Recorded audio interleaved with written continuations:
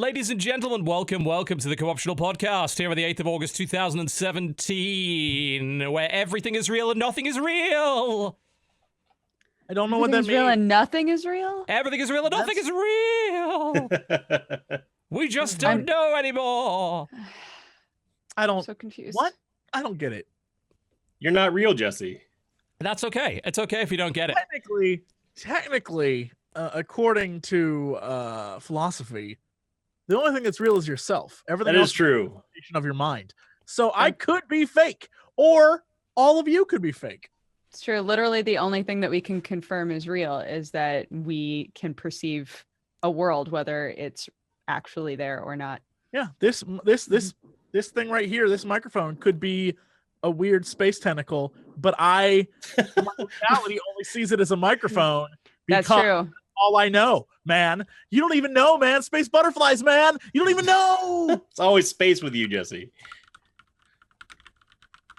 Okay, in your brain, that means and coffee. And coffee. There you go. It's all chemical signals in your brain. And do you trust chemical signals in your brain to tell you that they're chemical signals in your brain? The only thing you know is that your brain exists. Everything else about you, man, is just. But do we know that? Yourself. Do we know that for sure, though? Well, I know that I exist. You're probably all figments of my crazy imagination. We're not really here, Jesse. Yeah, we're just figments of your imagination. Yeah, there you go. Remember when that movie was profound and awesome and not a trilogy of shit? Yes. I found out that there are so many people who have never seen The Matrix, and that blows my mind. What? Yeah, because Sam tweeted out saying, what's a movie that you're ashamed to tell people that you've never seen? A lot of people that we know were like, never seen The Matrix. And I was like, what?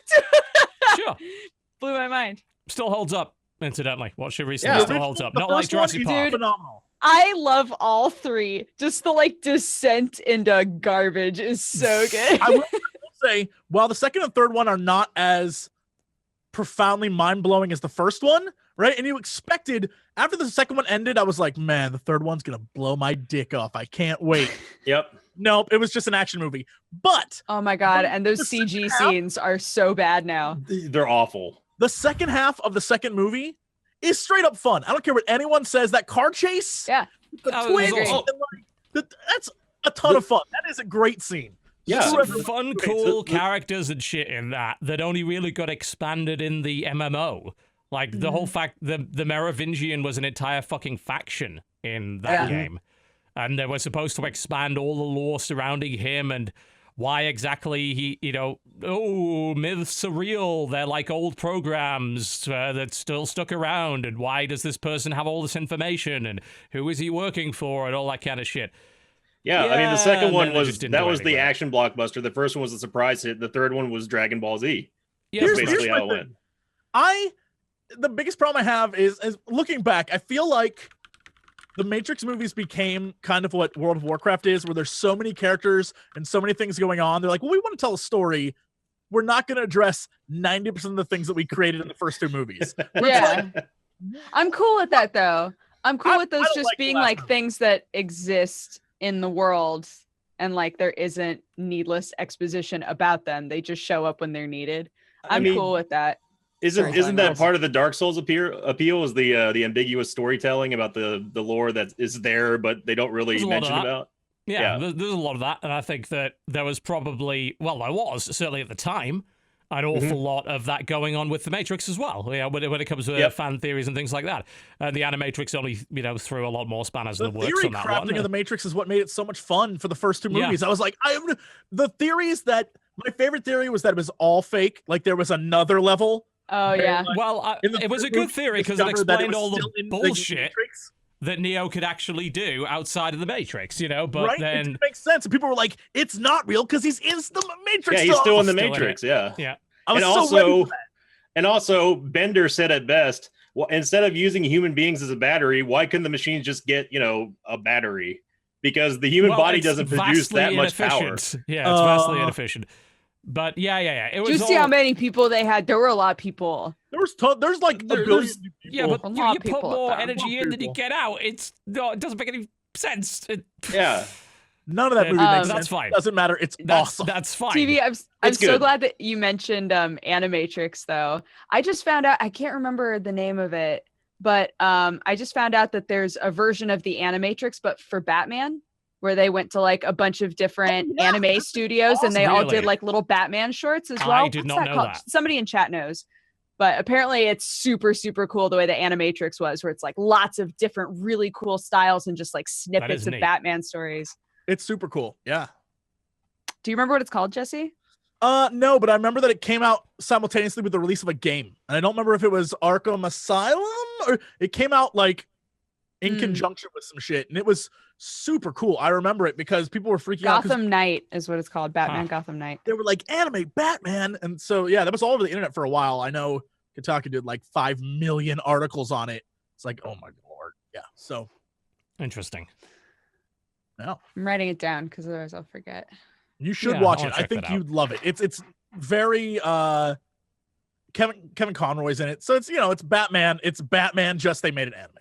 Yeah. Did you end up watching the Castlevania Netflix series, Jesse? I think all of us did. It is the dopeness. It's really good. Really Can good. I be real with you? Once I realized, okay, it's only 4 episodes, and I realized what they were doing plot-wise, I was like, I'm ready for this to be a short story that is an introduction to season 2.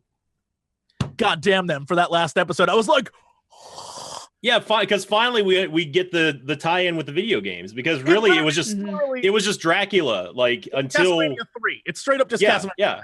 I was like, it is. I know this. Yeah. The minute they were just like, even when character, I was like, oh yeah. See, the thing is, if the last episode was the best episode. For anyone who hasn't watched it yet, do not watch the first episode with closed captions on, because they straight up spoil episode 4 in it, because with the subtitles. Because, and I'm not going to say it, but the surprise character, the one who you briefly see a silhouette of in episode 1, the closed caption just straight out says who says that line. Here's the problem, though. If you I see. If you're a huge fan of Castlevania, none of this is a surprise. Right. If anything, you're like, probably at least guessed it. Most people, and it's not an original usual Dracula archetype either. I mean, it's very stereotypical. So anyone who knows anything about the vampire stories or the chronicles or anything like that, the character is not going to be that big of a deal. Like, it's not going to be a mind blown thing. But in case if you don't know, just don't watch it with subtitles, because that I was like, oh, okay, I guess that's just because it does the like, because he's in shadow, it does the like name colon. It says exactly who says it. Yeah. Gotcha. Look, yeah. All I want out of this series for season 2, I don't care who they kill or what happens. All I want is that Samurai Champloo like 3-way kind of sexual attention between the characters. Like everyone wants to bone down, but no one's gonna bone down because that's not what they're there for. And it's like all really close to it. Yeah, I want that. I want all of it. I'm so excited. Yeah, that's gonna be a great show. I can't wait. Yeah, season 2 is supposed to be 8 episodes, right? Good. I figured that's what they were doing for season 1. They were just testing the waters, and I'm glad that it's popular enough, because I think that they really did. The art was so impressive. I thought it was a Japanese-made anime dubbed into English, but I was pleasantly surprised to find out that it's a completely Western production. I mean, it reminds me a lot. It's impressive. I think I mentioned this before. It reminds me a lot of the animated Spawn show they used to do on HBO. Yep, exactly. That was like, oh, this is super adult. Like they are. There's nothing for children in this show at all. All right, cool. Yeah. And God bless them too. Thank you. Rated R violence and language. Erotic violence, you say? In my Castlevania, it's more likely than you think. Yep. Sorry, not to keep spinning us. Not to interrupt the erotic violence that's going on right now. Not to interrupt the erotic violence, but has anybody else here been reading Super Sons? What? No. Super Sons is so funny. It's a new DC comic run. There's 6 issues out of it, and it's literally Damian Wayne, the like newest Robin, who's just a piece of shit. It's Damian Wayne and Jonathan Kent, Clark Kent's son. So it's like they're 2 kids like going on adventures, but Damian's just the worst, and Jonathan is like kind of a sweetheart, and it's so fucking funny. The art in it is really, really good. But if you want like a new DC Comics read, I didn't know Clark Kent I didn't know he had a son to begin with. Yeah. I don't read comics, so I mean Welcome to that's the world of a He million. has Johnny now. And a He has million sweet Superboy Johnny. that is one of the truly horrific things of comics is where they're like, hey, we can do anything. So here's like, this is Earth 421, and this is Earth 420 where everyone's high, and this is Earth 969 where everyone's just 69ing all of the, like, they can do whatever they want, and it's like, I remember the days when there was one Spider-Man and one Batman, and now there's like, no, there's like 50 of them. There's like 100. It drives me crazy. I can't do it. That's the reason why I couldn't get into Dragon Ball Z when I guess when the heyday was over here. Like it's like, okay, is that Goku, Gohan? Why does he have a halo on his head? Like so many, and I think that's what's kind of holding me back from watching Rick and Morty too, is that like with the whole multiverse thing going on, to me it's too convoluted to the point where if you don't watch it from like episode 1 to wherever you are now, and even then if you do that, it's just kind of like, I feel like nothing is concrete enough, and I can't really latch onto that, you know? I will say, that's just how I is. At least in Rick and Morty, they go out of their way to like justify things or make the joke of like, yeah, no, there's like 50 Mortys, and you know, who cares because they're all the same asshole anyway, right? Like that kind of thing where it doesn't matter. But like, God help me. Even though I think, let's go back to Spider-Man, for instance. I remember the days when it was Peter Parker, and then there was like Venom and Carnage, and then when Carnage had all the like 50 little Carnage symbiote babies, I was like, oh boy, this is getting out of hand. Now it's super out of hand. Spider-Gwen, fucking Spider-Woman, who is not really a spider character but flies around for some goddamn reason. There is like there's so many spider people, and it's like, what happened? Like, well, they're all from different universes, and it's like, I can't do it anymore, Spider-Man. I love you. Great. If they would have been like, Spider-Man is going to hand over his torch to like Miles, or maybe Gwen from another universe comes over, and I'll take that. There's too goddamn many of them now, and they all have different suits, and I can't do it. I just can't do it. When I was a kid, it was literally the Amazing Spider-Man. Like that was the comic that I could find for Spider-Man, and to me, that was the only Spider-Man line that existed, and it was real simple and it was funny. It's nice and simple. I mean, and now if I wanted to get back into Spider-Man, I feel like it would be the ultimate ordeal. The only time it has ever sat well with me is the spoofing done in Deadpool, when it's like, literally, he's a squirrel now, and he's a taco, and oh my god, that shit is so good. He's a taco. He's a taco. Chimichanga. I'm sorry. You know, whatever. I mean, yeah, I don't watch that it. Stuff so. is hilarious because it like, all right, at least I get they're making fun of this, but oh my god, there is a ludicrous amount of when Superman. All right, spoilers to everyone in the universe. When Superman died when I was a kid, and everyone lost their shit, and I was like blown away, and my heart was like destroyed. And I remember reading those comics and be like, Superman's dead. After that, they then proceeded to create maybe 1,000 Superman knockoffs. And the whole point was them trying to figure out who would be the next Superman. And in the end, they were like, fuck it, let's just bring back Superman. And then they just left all the Superman knockoffs. Because fuck it, we need Steel now too. And we need like Superboy. And I can't do it, comics. I can't do it.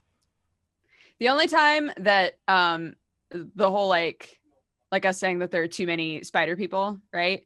The only time that I'm cool with there being a ton of them, honestly, is the whole like Bat family, because I just think it's so funny. It just like keeps accumulating children. I love it. He was getting busy, man. Yeah, I love the different Robins. I mean, only one of them is his actual kid, I think. But like, they're all part of the family. They're all right. Like his. They need each other. It's sweet. And I love that they continue to. If they bring in a new Robin, they continue to explain what happened to the old Robins, and they don't just like forget about them. Yeah, Even the shitty Robins, they acknowledge that they were there, and they try to go out of their way to be like, we'll fit it in the universe somehow. Mm-hmm. Don't worry about it. And I'm okay with that. Like, I love that they, and you know what? It's all because they don't want to fuck too much with Batman, because Batman's story plus his like rogues gallery is so solid that you can't just, they don't need to create 50 new Batmans in order to make his storylines good. They just tell the stories and move on. He's a great character. Yeah. Superman, on the other hand, sorry, Angry Joe. I know you're out there somewhere about to lose your mind. He's gonna email you something fierce. I mean, I feel like the Transformer movies have gone down the same road. I mean, I have not seen any of the Transformer movies, the Michael Bay ones, except for the literal first one. What are those movies about? If you can tell me, I would appreciate it, because oh my god, the most recent Transformers movie, I was like, what's happening in this movie? I couldn't, even in the first one, I was like, I can't even tell who's who. Like Megatron he's like shiny chrome. I mean, everyone's pretty much seen it, so you know what I'm talking about. But like, haven't they done the whole, well, Optimus died and then he's back and now he's back in dinosaur form? Basically, they've butchered the old cartoon series and the old cartoon movie in order to fit it into this new stuff. Yeah. Truly, honestly, if I had to guess, considering the majority of these films are paid for by China, I feel like Michael Bay says to his team, okay, fuck it. We don't need a script and we don't need this to make sense because people just want to see cool shit explode. And if we have to have a lot of dialogue and a lot of stuff like work, it means we have to translate it later, and fuck it, we don't want to do that. So let's just like, what was the name of the last one that came out? It wasn't Revenge of the Fallen. The Last Night or something like that. You know, the last, yeah, that's right. Prime was all the Transformers were here for a long time. They helped King Arthur. Right. Dude, the best part of that whole movie was the PR thing where they put fake paintings in a museum that had like little Transformers in the background, and then like filmed people being like, what the fuck, there's a Transformer there. And then people who were working there would be like, oh yeah, I mean, it looks like sure, you know, your precious child mind seeing Transformers in these paintings, that's very sweet. They're like, no, there's a goddamn Transformer in that picture. What they actually went for an ARPG thing, like for promotion? I didn't even hear about that. That's ridiculous. Yeah, I don't know if it was like just Optimus one Prime or next if to it like was a few. They put it like next to like the Mona Lisa or something. Like, oh, there's Optimus next to her or something. Yeah, because in the most recent movie, they they made a dude who's like, my family has been protecting the Transformers forever, and they're like big paintings that have the Transformers in them and stuff, and he's like, we've been trying to keep their secret for thousands of years or whatever the fuck. Clear. They've created the next movie is a Bumblebee movie, which there's another movie. It's only about Bumblebee. I don't know what it's about, starring John Cena, because fuck it. And I'll watch it. Here's what I'm saying. God. Yes. I don't understand why people go see these movies, except for the fact that they're like, fuck it. Here's the thing. Good popcorn flick. I have that attitude when it comes to Fast and Furious, but I leave those movies like, that was goddamn good. I've never left a Transformers movie happy. That's true. I go in, I'm like, the first one I enjoyed. Also, how come like they got rid of Megan Fox and then they replaced Megan Fox with a lookalike of Megan Fox, and it's fucking weird. Right. Well, remember they got the blonde girl, and then they got the girl who looked like Megan Fox. So, and then they had the daughter. Well, they had the blonde girl, then the daughter, and then the other. All I'm saying is, I want to know more about the fight that Megan Fox had with Michael Bay. I bet that was so good. I bet that was like next level fight. Just a great battle. This reminds me of when Turtles in Time came out, or Teenage Mutant Ninja Turtles 3, the movie came out, and April. That movie. It's when I'm going to completely spoil this for you. So anyone out there hasn't watched Teenage Mutant Ninja Turtles 3, the live action film, sorry. From I guess look away. Now. Yeah. But spoiler finger. As long as my finger is up. Yeah, there you go. Duger's got it. Sinvicta is spoiling Teenage Mutant Ninja Turtles 3. So it was just one part back there where April O'Neil gets kidnapped or she gets imprisoned or something. Of course. She sees a rat and she is like, yeah, you look familiar too. Why on earth would A, that have anything to do with the Ninja Turtles, and B, why would it look familiar? It's just any old regular rat. That made no sense to me. You're missing the point. In the first movie, I believe it was established that Rachel, Jesus Christ. Rachel O'Neil. That basically April O'Neil was the person who like they were her pets or some nonsense gibberish. That's the new No. movies. That's the new movies. These are the old movies. I'm talking right, about the Sinvicta? one. Yeah, I'm talking about the old there's school nothing ones. wrong with those at all. You're an idiot. What? Those Have old you movies seen? are flawless. Have you seen the sequel to the Secrets of the Ooze? Turtles 3, where they go back in time. Flawless. Yes. You are now. See, now I know I you're love full. that Of, movie you're too, full of it. Jesse. Not I love wrong. that movie You're too. spoiled. You're spoiled. Your new movie's Okay. spoiled. Okay, I'm taking my finger down. Okay, so spoiler no more. finger down. Yeah. hmm It seems like I missed something riveting. We've been discussing Transformers, Yes. and then we Nothing moved of on to value. Teenage Mutant Ninja Turtles. Nothing of value. And Nothing Spider-Man. about Don't it. forget about all the Spideys. We Nothing talked about Spider-Man for a hot second. Wow, Yes. so you didn't even Nothing about it. accidentally video games. Wow, okay. No, we were waiting for you. Yeah, we were being. Oh, Yeah. okay. That's why, right. All right, sure, yeah. We didn't want you to miss out on the good content. Yeah. CTV. So we've just been regurgitating garbage for the last Uh-huh. 30 minutes. Well, let's regurgitate some more garbage. Dodger, what you been playing this week? What's been going on? I downloaded that fucking Solitairica game and I cannot stop playing it. That is so fun. You were the one who said to It was a while it, ago, right? yeah. Yeah, I think so. It's basically solitaire with collectible powers for all intents and purposes. it's like Speed, but you get to take your time. Not the There's- drug. The card oh. game Speed. It's like, oh man, I got to download that game.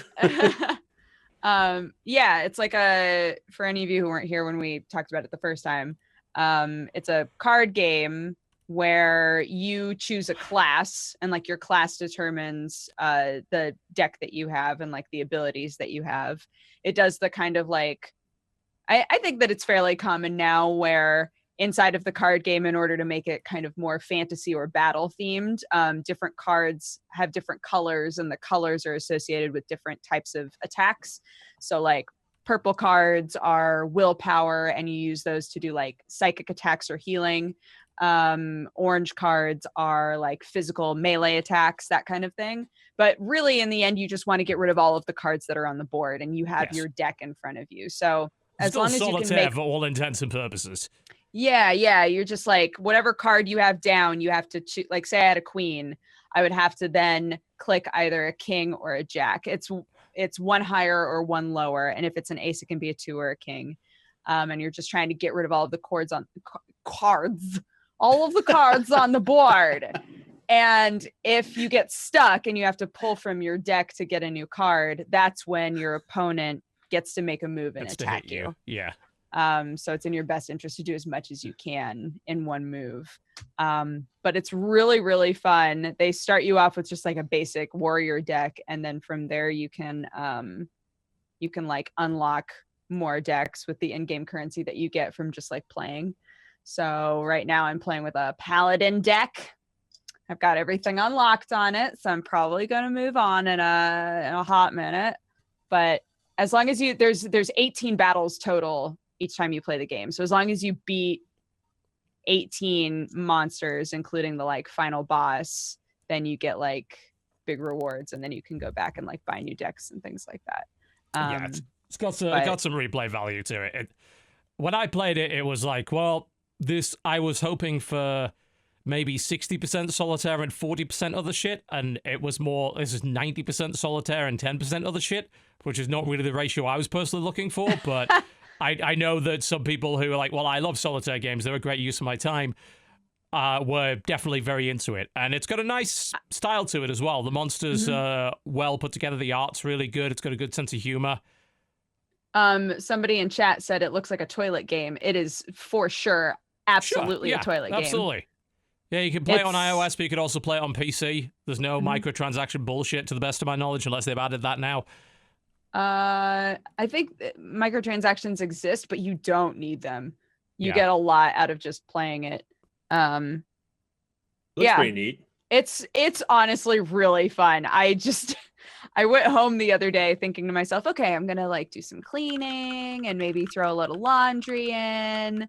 And then next thing I knew, it was like 12:30 at night, and I had just been playing Solitairica since I got home, and I was like, Yeah. "Oh no!" And Oh, it was Friday, and you had gotten home by Thursday. Right. It's just, oh no! That I can need to go happen. to bed. Yeah. It's very fun. Yeah, though. I've heard some stories of that game sucking up people's time in a major way. But, Mhm. you know, that's what Solitaire does at the end of the day I mean, for a lot of people. it'd make a great band name, Solitairica. Solitairica. Yeah, man, that's metal. Yeah, I think you can make that work. That would be a Yeah. prog band. That would definitely be prog, maybe symphonic. Probably. I could maybe go a bit symphonic on that, but I'm mostly thinking progressive metal for that. Yeah. Yeah, definitely not new metal though. It No. wouldn't be. That would never be called Solitairica. You go with sort of a screamo band, like it would be. Bullet for my Solitairica.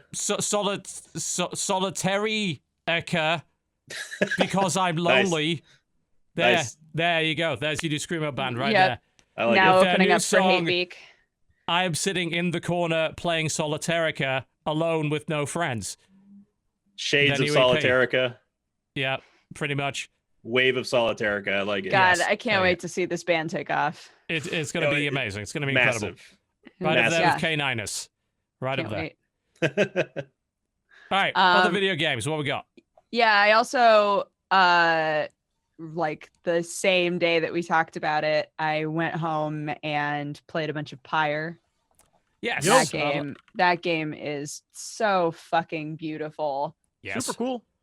It's a really, really cool game. Yeah. I don't know what it is about it, but because Can I it's ask you a not question? yeah. When you played the actual game, when you weren't doing like the story bits, did you always feel like you weren't good enough? Like I won, but I always felt like, fuck, I will never be able to be the player this game wants me to be. There's clearly a level of competitiveness that is like way above me, and I'm Yes. just barely like winning. I'm like, oh, fuck, jump in. Okay, we're good. I did one of the like challenges, right? Because there's like a character that lets you challenge just one of your Fuck that fighters at a smug time. bitch, by the way. Fuck that smug bitch, yeah. I made some kind of a comment about how Demon Girl was my absolute waifu in that game, and everybody was like, "I'm surprised that you didn't like smug bitch," and I was like, "Are you kidding me? Fuck her! She's the I hate worst. her. What are you talking about? I hate her because she makes my life a living hell." But yeah, every time I took one of my characters to do those challenges, and she was like, "Well, they're just all on their own, fighting 3 dudes. Can they do it?" It took me so long that by the end, I felt like I was just the worst Like, player maybe ever. And I mean, you shouldn't really, because the game is not designed to be played 1-on-3 by any Yeah. fucking definition of That's the term. why it's a challenge, though, TB. Yeah, I know, but it's I have to say those challenges are probably like the weakest part of the game. Like some of them are incredibly fucking easy, and some of them are frustratingly difficult for no good reason, just because Yeah. they're not especially well designed. I think. Like the one that I did for Sir Gilman, I aced in 2 minutes because, like, oh. Well, I can outmaneuver anybody on this board really easily, so all I'm going to do is just slide the ball in a few times. And then the Right. one I had to do for Big Demon Girl was like, this is annoying as fuck, because I'm slow, and there's 3 enemies, and they're constantly respawning, and if I miss Oh the my attack, I'm God. fucked, you know? I haven't even tried to do a challenge with her because she's so, like, I love her, but she's so slow. Yeah, She's I like, use her primarily as defense. I just Yeah. have her sitting there with a giant I use her Plesiosaurus to saying, run "Come at in me." and stomp shit and then toss it to somebody faster. Like, Yeah.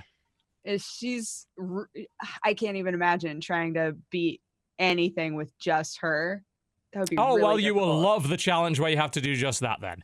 No, I won't No, you even won't. do it. Yeah, I think I those are refuse. I think they're the weakest part of the game. Like, I think that's a pretty safe thing to say, honestly. That most of them are not well conceived. They just seem to be there because they felt like they had to have them. But otherwise, like, yeah, It's that nice game's because you fucking get like awesome. an item Yes, out of it. and a lot of If those you items are complete very it, you get a good item. But Yeah. Yeah. Have you got to the bit Um, where it opens up yet? huh? Have you got to the bit where it opens up yet? I don't think so because I Alright, don't know what that you- means. Well, you'd know if you had. So Gotcha. yeah. Oh, that's right. Because when we talked about it before, you said that it takes you on a line and then it pops open more. There's the whole Final Fantasy airship thing to an extent. It's like linear. Oh, you can go anywhere now. Which is good. No, I played it for a few hours, but I haven't gotten to that point yet. Yeah, I'd say it's about 4 hours, give or take, to get there. It feels like I've almost done. I think I'm on like the last star in like the star pattern.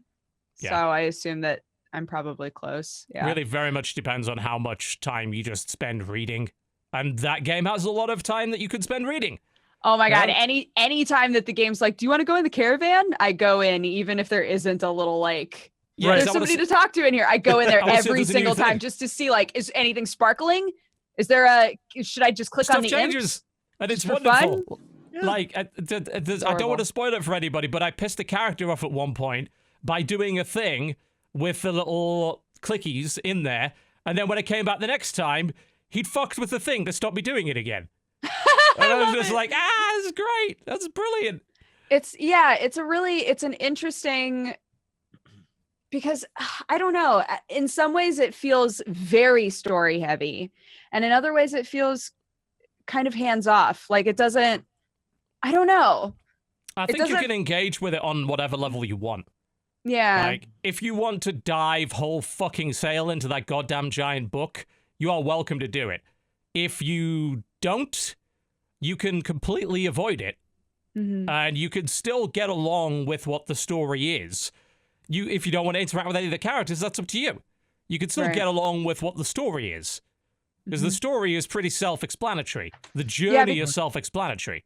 Because I get the feeling that, because the characters are very vibrant, interesting characters, and it feels like you could very easily just play the game in a way where it's like, oh, these characters are fun, and now I'm doing the, the like sport part of the game. Yes. And then, I'm traveling with these characters and they're all very fun. And now we're doing the sport part of the game, right? And you don't really immerse yourself as much into feeling like it's an RPG. It doesn't really feel like an RPG, even though there is a lot of story there.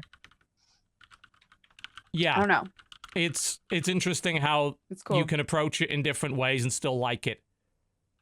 I think that's a really good thing about that. And I think they could have very easily gone in the other direction with it. Jesse, you played a bit of a Fan Friday.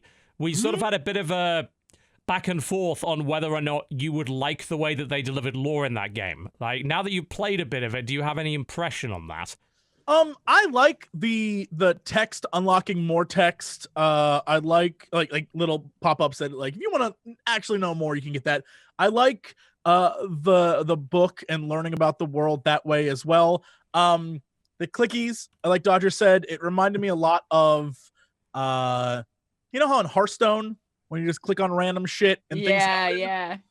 Once I discovered you could do that, I never stopped clicking. There was always, I would destroy spider webs just to see what would happen if I destroyed all the spider webs. I was like, is that an achievement though? Like,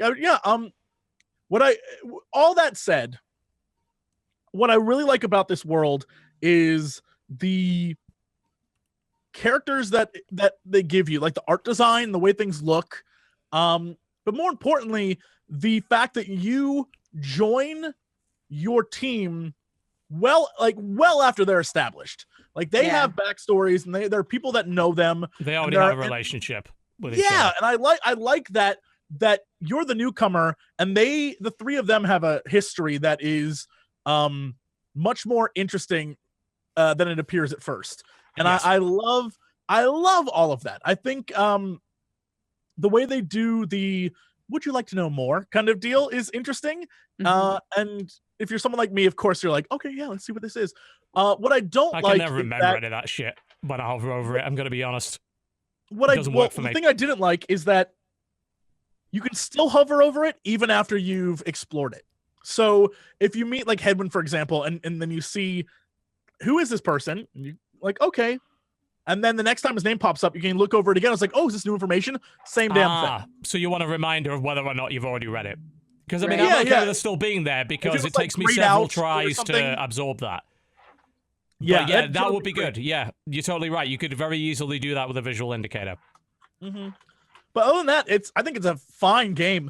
It's something I was not expecting. I think everyone has the same reaction, which is like, Yeah. it's a sports game. Like, it's Yes. like, okay. It's a sports game with a choose your own adventure visual novel type thingy attached to it. It's an RPG, but it's not an RPG. But it's Pyre is what it is. Like it's what it wants to be. Exactly what it wants to be. Yeah. And it gives you enough that if you want to there's some replayability as well in the choices that you make, and there's things that you can do, and you can change quite a lot of it. Yeah, it's cool. I think it's a fine game. The music is fantastic as always, so I'm not even gonna. Yeah, all the music's super great. good. It's a solid game. The game has like PvP, right? Like it does, but only local. Yeah, or it does. against AI. Oh, okay. That. I mean, which is it's not surprising considering they've never done online. Simultaneously, it's disappointing because that's totally a thing I would play. Yeah. It's like you could hope for it in a future update, but it's highly unlikely. You know, netcode's a complex thing. But yeah, local only, unfortunately, which again, kind of a big shame on that. Yeah. It's good though. Yeah, the game is beautiful. It's very different. Yeah, the art's really nice. Yep, couldn't agree more with that. Oh god, so sorry, go ahead. No, go for it. Yeah. I played a very small amount of Hellblade. Oh Jesus. And the shit that's going around regarding this game right now, we had to get to it at some point. Oh my god. Sure. Hellblade's been a bit of a mystery up to this point. The game's been kept relatively under wraps, with the exception of exactly what the devs have wanted to say about it. And as to who got access to it, it was very limited. There were review codes that were sent out. There were not that many of them, and most of them were sent out very late. So a lot of people who did get their review about, and it was a launch embargo, by the way, which even these days is fairly unusual, is harsh, you know, especially since a lot of people are reporting I got the code 8 hours before the embargo and the game's at least 8 hours long. So that's a fun one. We got radio silence despite really having no problem with getting past stuff from Ninja Theory. Like, their PR company sent us Enslaved, no problem. They sent us DMC, no problem. So I don't know really what was going on with that. I think it may be down to the fact that they kind of made this on their own. They didn't have a publisher with them, so maybe their PR outreach wasn't quite as good. Or maybe they were just trying to keep things under wraps. It's also a possibility. But I didn't get much chance to play it last night before I went to bed. What I will say right off the bat is that this is a game that very clearly does not want you to be comfortable with it. No, not at all. Going out of its way to make you uncomfortable. And it kind of warns you of that right off the get. It's very, very upfront with, this game has a very strong theme of mental health issues in it. And we had consultants. And in fact, that's like one of the first names in the credits that they show you in the 10-minute fucking rowing scene that they start the game with, is their mental health consultant. It's like, we are being very serious about this. They list that for a good reason. It was I watched my buddy Ace play it on Twitch, and like I saw I guess it must have been towards the tail end of the rowing, because it didn't seem like it took that long, but there was a lot of it. I think at least 7-8 minutes I counted. I just I put in windowed mode and alt tabbed, and I was still there 7-8 minutes in. Yeah, it was just an annoying intro. Was it non-interactive? I think annoying is probably the best word I can describe by to play that, because even me just watching it was like hearing the whispers coming from all directions. I mean, that's cool sound desigin, but I don't want to hear it nonstop. You know, like that was. Well, I don't think you'll like this game then, because it is gonna bombard you with it. At least in the first 20 minutes, they don't shut up, and I'm pretty sure that's the point. There's whispers coming in at you from all sides, always, consistently, all the time. It's the theme of psychosis. I loved it. I loved it. All right. So what they use, and I don't know if this is accurate, but this is what it sounds like. If you wear headphones, it sounds so ASMR, right? When people listen to ASMR, one of the big things is to use those like binaural recording devices where it looks like 2 ears or whatever. And people are like, I'm talking over here. No, I'm talking over here. Like that kind of stuff. And I think that's what they're using to record stuff with, because it literally sounds like it's around you 360. Yeah. I mean, they went really hard with the stereo spectrum on that. I loved it. I don't know. if this is it definitely, this is very much like some of my opinions on other games where it's like, I hated that because I didn't like X, Y, or Z. But for some reason, the way this game played out for me is it could very, like, straight up, this is just like Celtic Dante's Inferno, kind of, basically, is what this game is. Okay. And I loved the aspects of the fact that you don't know what's real through the entire game. They definitely pull that a lot. I was watching Zeke play it, and he pretty much called it. It's like, that Birdman ain't real. And then he rounds the corner. Big surprise, Birdman ain't real. Like, there's so much of the game where you aren't sure what is real and what is in her mind. Because for those who don't know, it's a character who God, what can I even say suffers from schizophrenia, right? Psychosis. They specifically called of a psychotic break. Like, it's happening during the gameplay. She's lost it, and her life, as you play, you discover her life has been like awful. Like, terrible things have happened. Her people blame her for a lot of crazy shit. Like, she has a curse around her, and so this is like her just like snapping finally. Yes. And so everything you see, you don't know if what you're fighting is what you're fighting, or if what you're fighting is even real, or if things that are in the world are real. Like, it's nuts. And the voices are constantly whispering about that, to the point where it's even tied into the combat. Like, there's no UI indicator of a warning of a enemy swing coming at you, but there is an oral indicator. The voice will tell you. But the voice might be lying. Yeah, there's also like, watch out behind you. And then, like, and then you hear it behind you, and you're like, oh, fuck. And there's just nothing there. But then sometimes there is. And so, Can I ask a really basic question? What you got? Is it like at its core, gameplay wise, is it like an action adventure game? Kinda, yeah, pretty much. Ish. Yeah. It's got a sort of third-person combat system. There's a decent amount of combat in it. Otherwise, it's walking, talking, and some puzzle solving. Yes. Okay. And at one point, running from something terrible. That's all I'm going to say. Yeah, there's some how long horror is in it? there, too. They're claiming about 8 hours. I would say 6. Yeah. So, like, the one thing that I will say is that this is a game where the enemy types and varieties are awesome, but there's not a lot of them. Like, maybe after the first hour or two, you will have seen every non-boss character there is to see in this game. Okay. Which I think is kind of lame. And that's definitely a ding against it, which is like, all right. It reminded me a lot of, what the hell is that? Rise. That game where you play as the Roman Jew. Yeah. Where after a while, you can only kill so many of the exact same guy with like a Minotaur head or like a flaming crow. Or, like, you can only kill so many of those before you're like, yes, but can you clash your sword with your shield repeatedly? Oh. Forever. Because that's the best feature of Rise. See, one thing I will say about that game, and I don't know if it was done deliberately. I'm usually a pretty good judge of what is pre-rendered or CG and what's like live action. There were a couple of characters that sort of like came up in, I guess, one of her episodes where I legitimately could not tell if it was a computer rendered animation or if it was live action that they had put a filter over. They've done a lot of performance in capture. Hellblade? Apparently. Yeah. Yeah, Hellblade used a lot of performance capture, which is why it looks like that. It was impressive. I mean, apparently there were articles a long time ago, like in June, May, something about it, where they were really promoting the fact that whatever they used to capture it is just the actress. Yeah. I mean, it was very good. I mean, if I can't tell, that's got to say something for it. But one thing I will say is I'm a pretty big like audio connoisseur when it comes to sound design, and just the constant whispering. I know that it's supposed to give you sort of the feel of uneasiness, but I don't want that if I'm playing a game, though. You know, I don't want it either. This game, it's just annoying to me. That's the only thing. I mean, this is a game that is meant to be frightening and scary and upsetting, and a game where it's specifically trying to make you feel the emotions that this character would be like. You're losing your mind, so as you play it, you're kind of going through the same thing.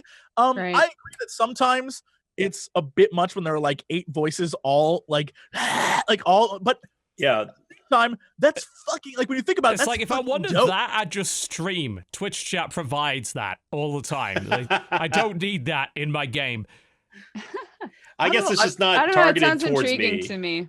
It's I look, I'm with you, Dukes. It's an intriguing. That's why you keep playing it. Is if it like gets you, you need to see where it goes. Like you have to experience the story. It's definitely an interesting one. It is like I will not spoil a damn thing. It's interesting. Twitch chat's like here. It's like, I don't think. I mean, I wonder really if it is a good streaming game. I don't think it is. It sounds to me like that's a game you should experience on your own, not with an audience. That's what I was gonna say. Is I like thinking about playing this. I don't think that I would get the same experience out of it if I wasn't just on my own letting myself experience it, you know? Yeah. I would say because this was after TB tweeted last night, like, do your homework, Jesse. And I was like, on it, boss. So I played this game because I saw him tweet about it yesterday. I was like, we're fucking talking about it. So I honestly would say if this is a game you want to stream or want to like make a YouTube video over or whatever, play it by yourself first, experience it, go back in, play it through a second time if you want people to watch you do it.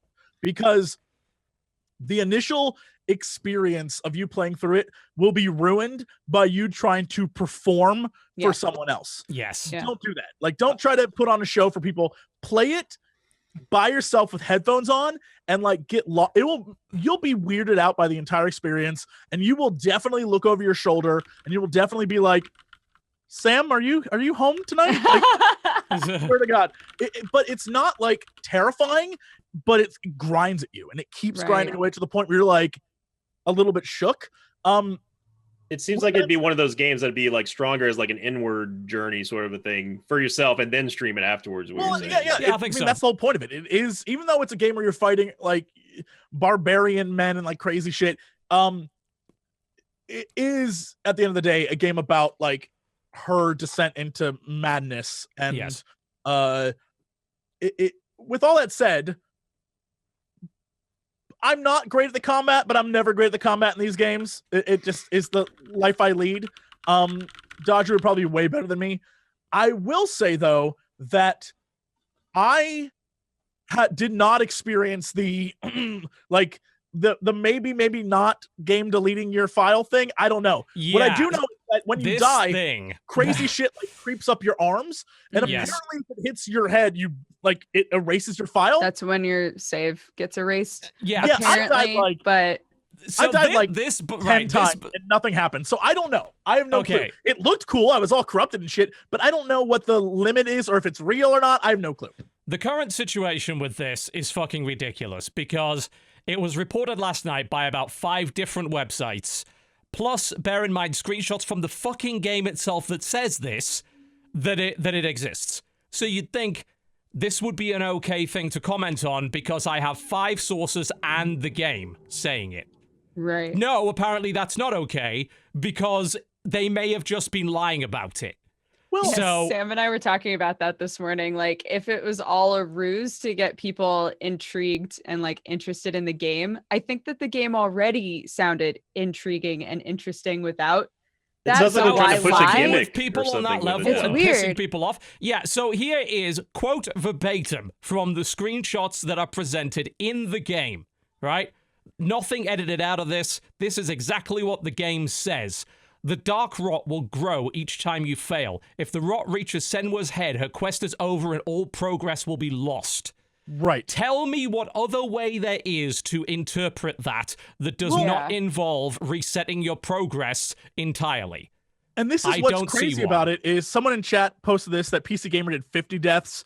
I know that because once I saw you tweet that, I was like, hold up. So, because I didn't experience that. But you know, I suck, but I didn't die a lot. So I went online and like looked up reviews. Legit reviews at legit websites are saying this is a thing. Right. Yes. Posts on NeoGAF and other forums are saying it's a thing as well. That, you know, like I said, when I posted about it, I had 5 sources plus the screenshots from the game itself. which you would, again, in this world, you would think would be enough, but nothing fucking matters anymore. So apparently it's not. But, there's debates right now. It's like, all right, well, it doesn't kick in if it's just a bunch of deaths one after another. If you say, I'm just going to die 50 times to trigger this mechanic, apparently that doesn't work.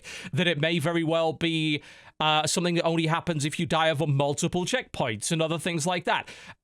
Nobody fucking knows at this point. Like, what? The How game's... would you even program that? That sounds like such a waste of development time. How would they be able to tell if you were dying on purpose versus like, oh, well, he just died accidentally or the power went off or something I like don't that? know. Because that was my thought initially, was I was like, yo, if I got an early copy of this game, I would just kill myself over and over and over again to see how long it took for my save to reset. But and if people are already doing that and it's not doing anything, then it's like... I'd be like, well, why didn't the reviewers test this? I'm like, right, the reviewers got the game about 8 hours before it came out. It has an 8-hour campaign, and you're asking why they didn't test the feature that deletes their fucking save file. Let me think for a second why they might not have done that. But I don't know. It's bonkers. Like, I don't like being fucked with on that level. Like, in principle, I think that's just a bad idea when it comes to a dev saying something is there when it's fucking not. Did the dev say it? It specifically says it in the game. Right, I get that.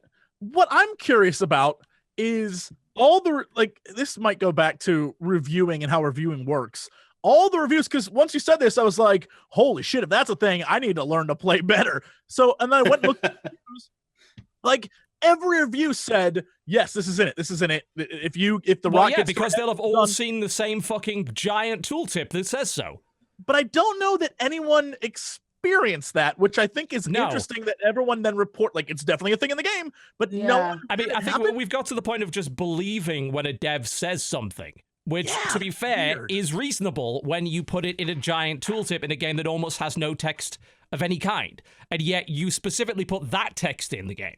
I mean, this game is pretty much almost UI-less for all intents and purposes, and yet that specifically is in the game and written. There's 280 billion different combinations of how to lose your save file, TB. It's up to you to find it. I think it's nonsensical. You don't threaten a player with that. Especially if you are lying to them about it. Of course it's going to get reported, and of course it's a thing that people are going to take into account when they want to buy your game or not. Because that sounds fucking terrible. Consider this. Like, here's a scenario. I'm going to toss this out here for you. Bear in mind, the PC port of this game is bare fucking bones. There's basically no control over the rate of turn, camera, or anything like that. Let's just say you happen to have a disability. Not very good at games, because maybe you have a disability. Makes it a bit harder to play, especially when you don't have the options in the game. You decide to go into this. You're the kind of person that dies a lot, but you want to experience the narrative. Okay, you go into this, and then you suddenly find out there's a risk that if you die too much, your entire progress is going to be fucking reset. Bear in mind, this is a completely linear, narratively driven game, not a fucking roguelite or anything like that. Imagine that scenario, and then tell me whether or not you'd actually be happy about it. Because I'm going to go with no, and I'm also going to go with, if we know about this is something that we should tell people. And some people have argued that telling people that is a spoiler. Well, to me, that is a fucking feature. That is a feature. That is something that is incorporated into the game, and that's something that should be included. I think that it's something that people should know about before they purchase it. They absolutely should know about that. The more I hear about this, it just sounds like it's some sort of gimmick for the game. I mean, it sounds like it is, because it sounds like it might just be the devs fucking with us. That is, I mean, I guess it's also true. It exists, but it really doesn't. And it's like, well, it's another layer to the psychosis and the way that we deliver that to our lunar narrative. Blah! No man's save file.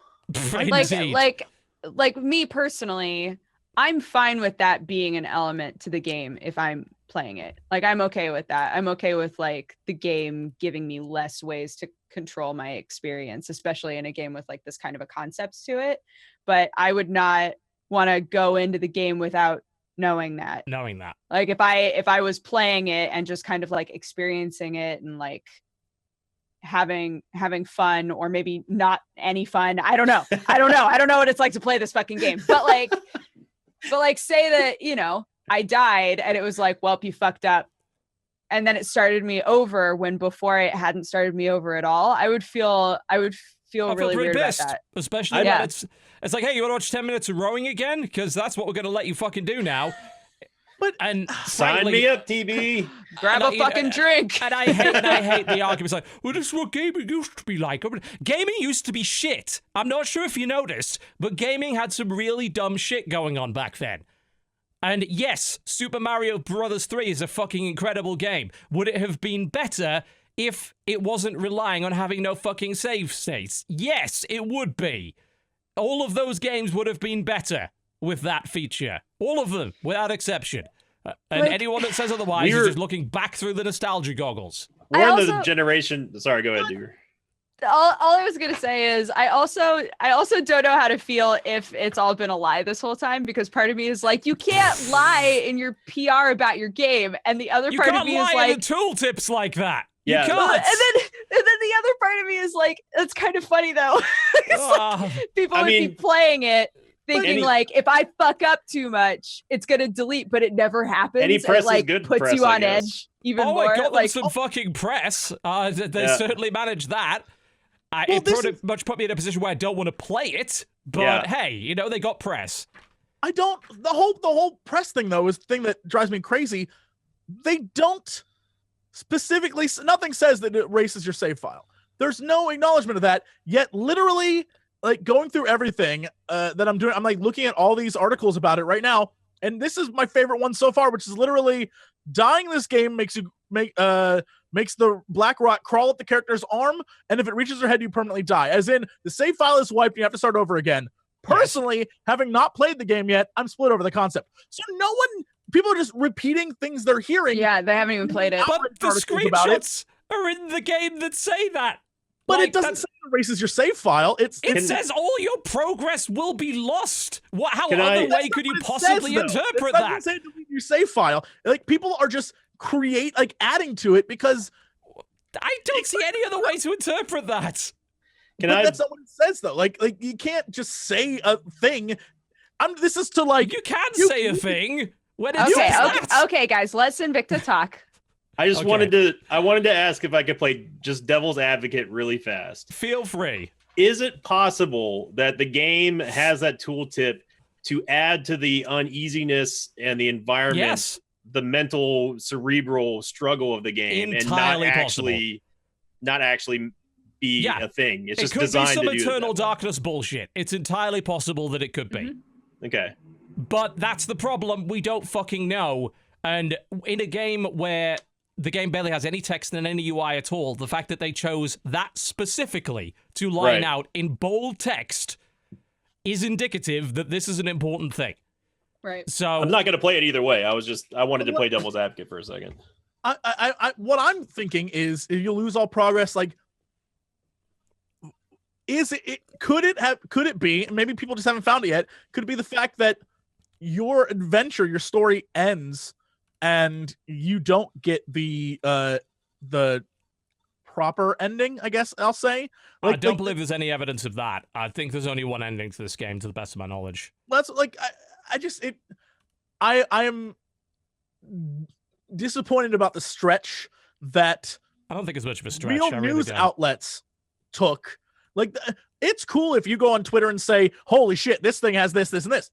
But if you're like a real news outlet, or you claim to be, why the hell would you then just jump on that and be like, yes, these people said it, so it must be true? Where's your research? Where's your... the research is the thing that's in the game that the devs said. Right, but I think what Jesse is saying is, like, as a journalist, right, like a games journalist, if you saw that tooltip and nobody else had like confirmation from the actual devs that that's what happens, why would you all regurgitate the same thing when nobody can actually quote from a dev like, this is what happens? Because no one had evidence that it deleted anything. They just had, this is what it said, and then everyone's like, it deletes your save files. No one has evidence of that.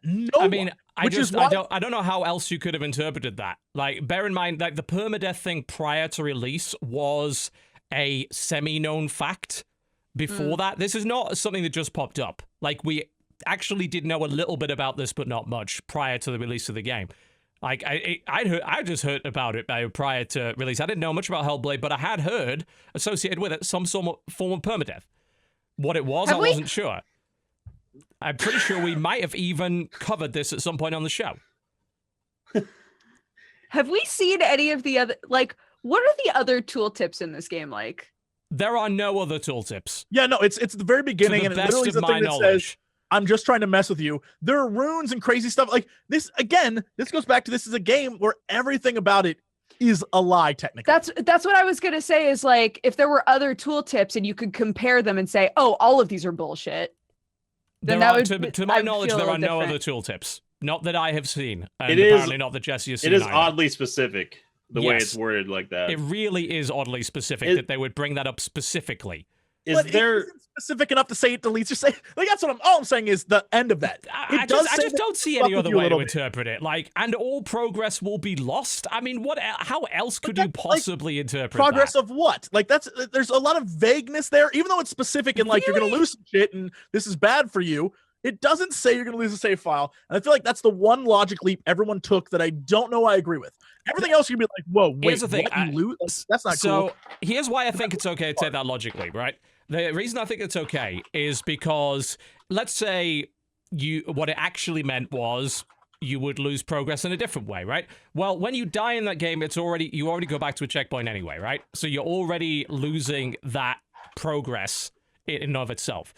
So we know that already happens. We know that also has no association whatsoever with the rock reaching Senwa's head.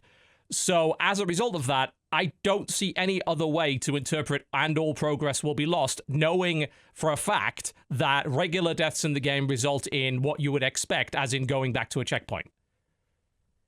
It certainly got people talking about the game. I would have never... Oh my god, I fucking love chat right now. Everybody's losing their goddamn minds. I mean, hell, you know, very fun. You know, good success to them for that. They got a lot of people talking about the game by doing this. Like, but again, the game was already a cool, interesting concept on its own. Right. Yeah, it feels oddly specific they pushed this one gimmick if it was already interesting enough of a concept anyway, you know? I mean, it doesn't seem like that people, push it, really. when looking at the concept art, when looking at the summary for the game, we're like, that sounds like an interesting game. Yeah. So that's, I don't know. It's just weird. Is there a reason why it's called Hellblade? When I hear the word Hellblade, I think of either Monster Hunter or I think of like maybe an ARPG or something. Because she's in a hell of her own creation. Basically, like I was saying at the beginning, it's Celtic Dante's Inferno. You're going to hell, and you're gonna get hell, HEL, to give you back spoiler. So like it has the aspect of like you are going to go fuck up the underworld is basically the plot. And again, I guess that goes back to, is this real? Just making sure the title isn't a lie, Jesse. It's all good, bro. You don't lose your save file for not getting the title right. So it's everything about the game is really, really unsettling and weird. And I guess I kind of want to go back to what Dodger said, that even though there is a controversy brewing over this thing, I don't give a fuck because I like that it unsettled people. It like pissed people off and made them uncomfortable with the game itself. The fuck it. Well, like I'm like, all right. It's cool that you enjoyed that.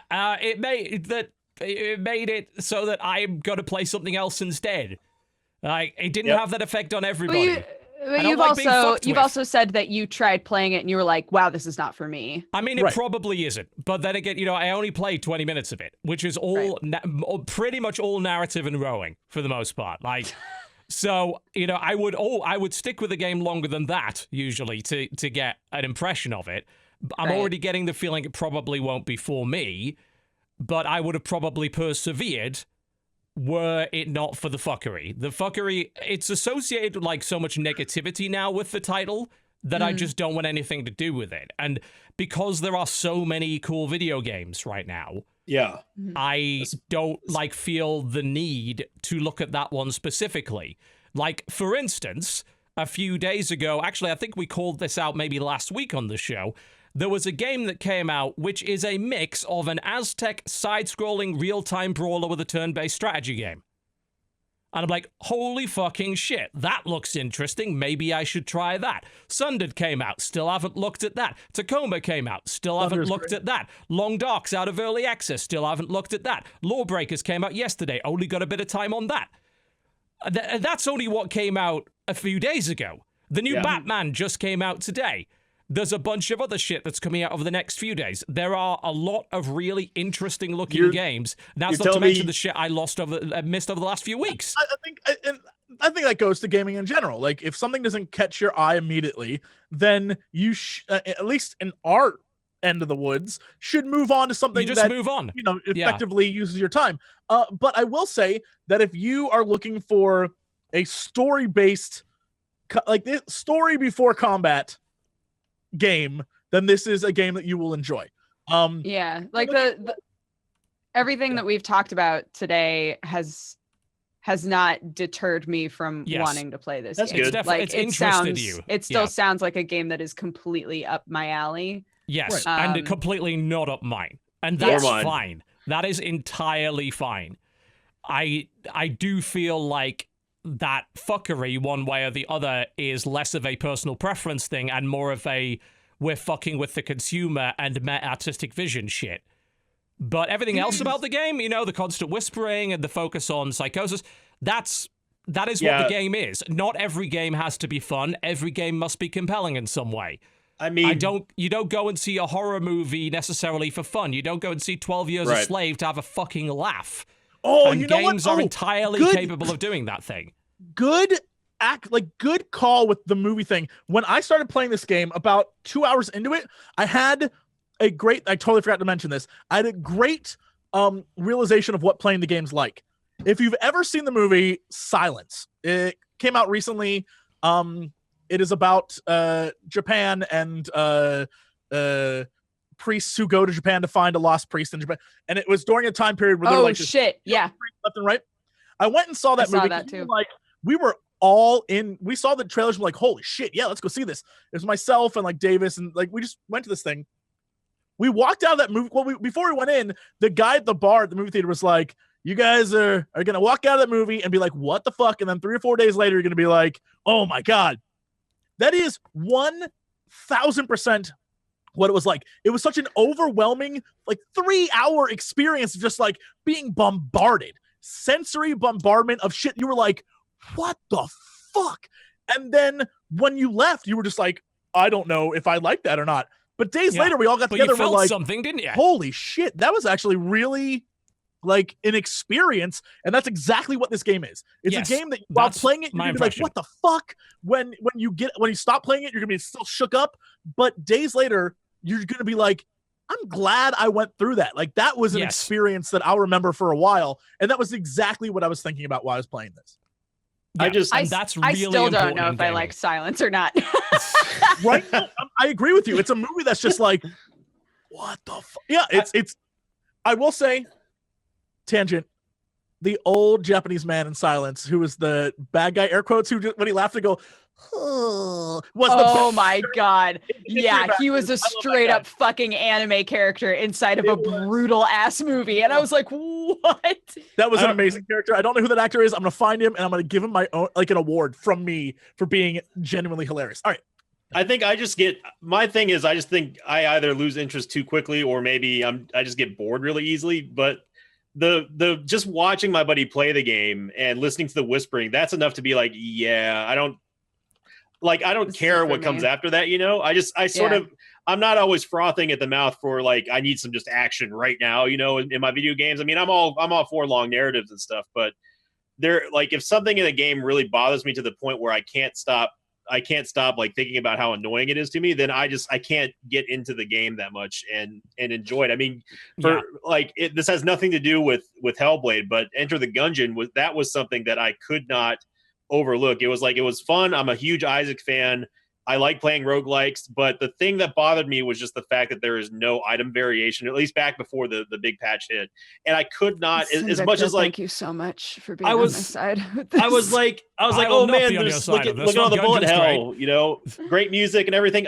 But I could not shake it. I was like, I was constantly bombarded with the thought of I just wish I was playing Isaac right now. I'm sorry. I mean, Devolver's great. I like. It is the key point, like to get to the bottom of everything you just said and everything that we've all just said as well.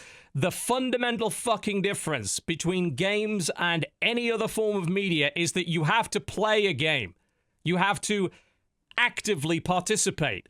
You don't have to actively participate in any other form of media. You can just watch it. You can just passively consume it. That requires far less effort. And as a direct result, games are in a unique position to deliver a narrative in a way that other medium cannot, but simultaneously are in this really difficult position where you can basically turn a game into work and make people not want to keep playing it.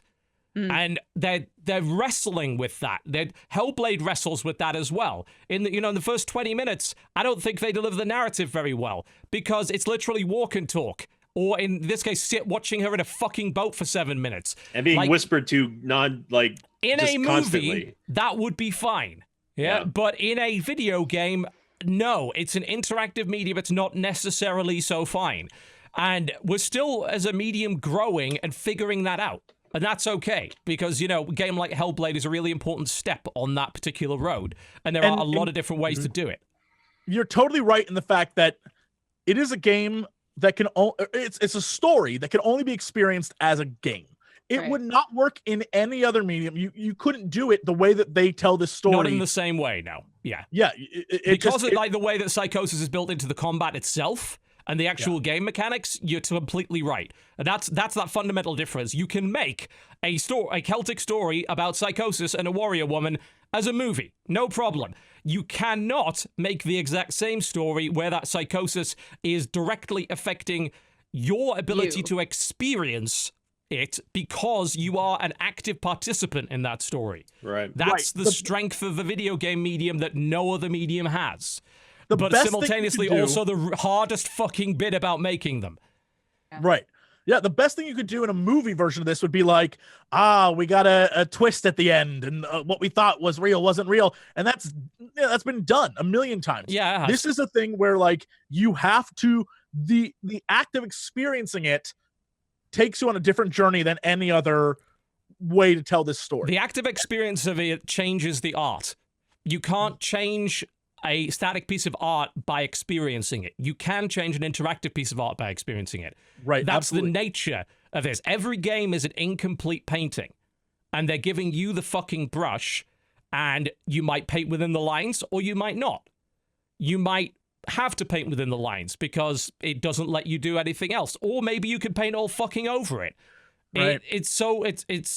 And every single time that anyone else experiences it, they paint in a different way. Yeah, it's all going to be different. It's the old bartender analogy we used to use. You put 10 bartenders in a room and say, "Hey, make a margarita." You're going to get 10 different drinks that they don't quite taste all the same, And that's sort of how people experience games or art in general. I mean, which makes it good. It also makes, that just makes some things that the end product's just not what some people want to go through. Yeah, and that's fine. And I think it's just important that consumers know what they're getting into. Right. Which is why I don't like this fuckery.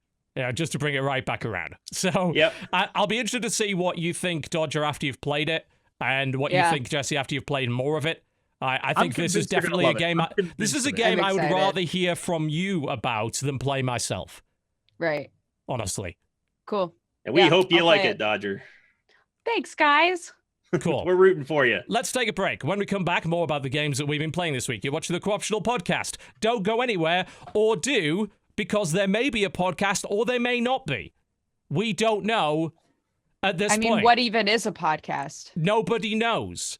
That's a great question. What the fuck is a podcast? What the fuck is a podcast? When there's video, does it count? Yeah. Have we been lying this whole time? A fucking podcast. We'll be right back. Watch this promo for my goddamn tournament on Sunday. Jesus. In a realm beget by war, fraught with chaos, strife, and lings, mighty warriors fight forever for the right to be called kings. They come from worlds so far and wide, lands which we've learned to revere. Countries all across the kingdom, but mostly, honestly, South Korea. And so again those kings will clash, August 13th, for fame and money, honor and glory they all covet, if they can defeat this deadly bunny. And now at last the war continues, for us to find out who's the best. But something extra this way comes, for what's a king without his war chest?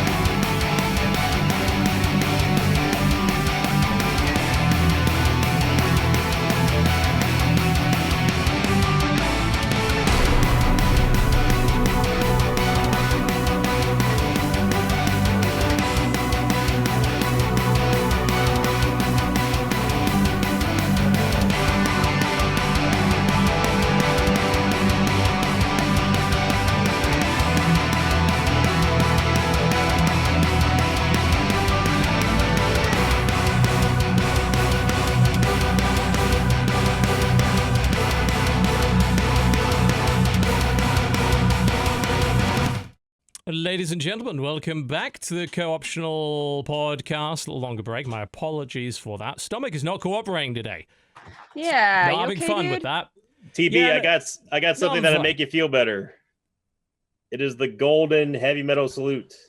What the You know, fuck? the I only need that.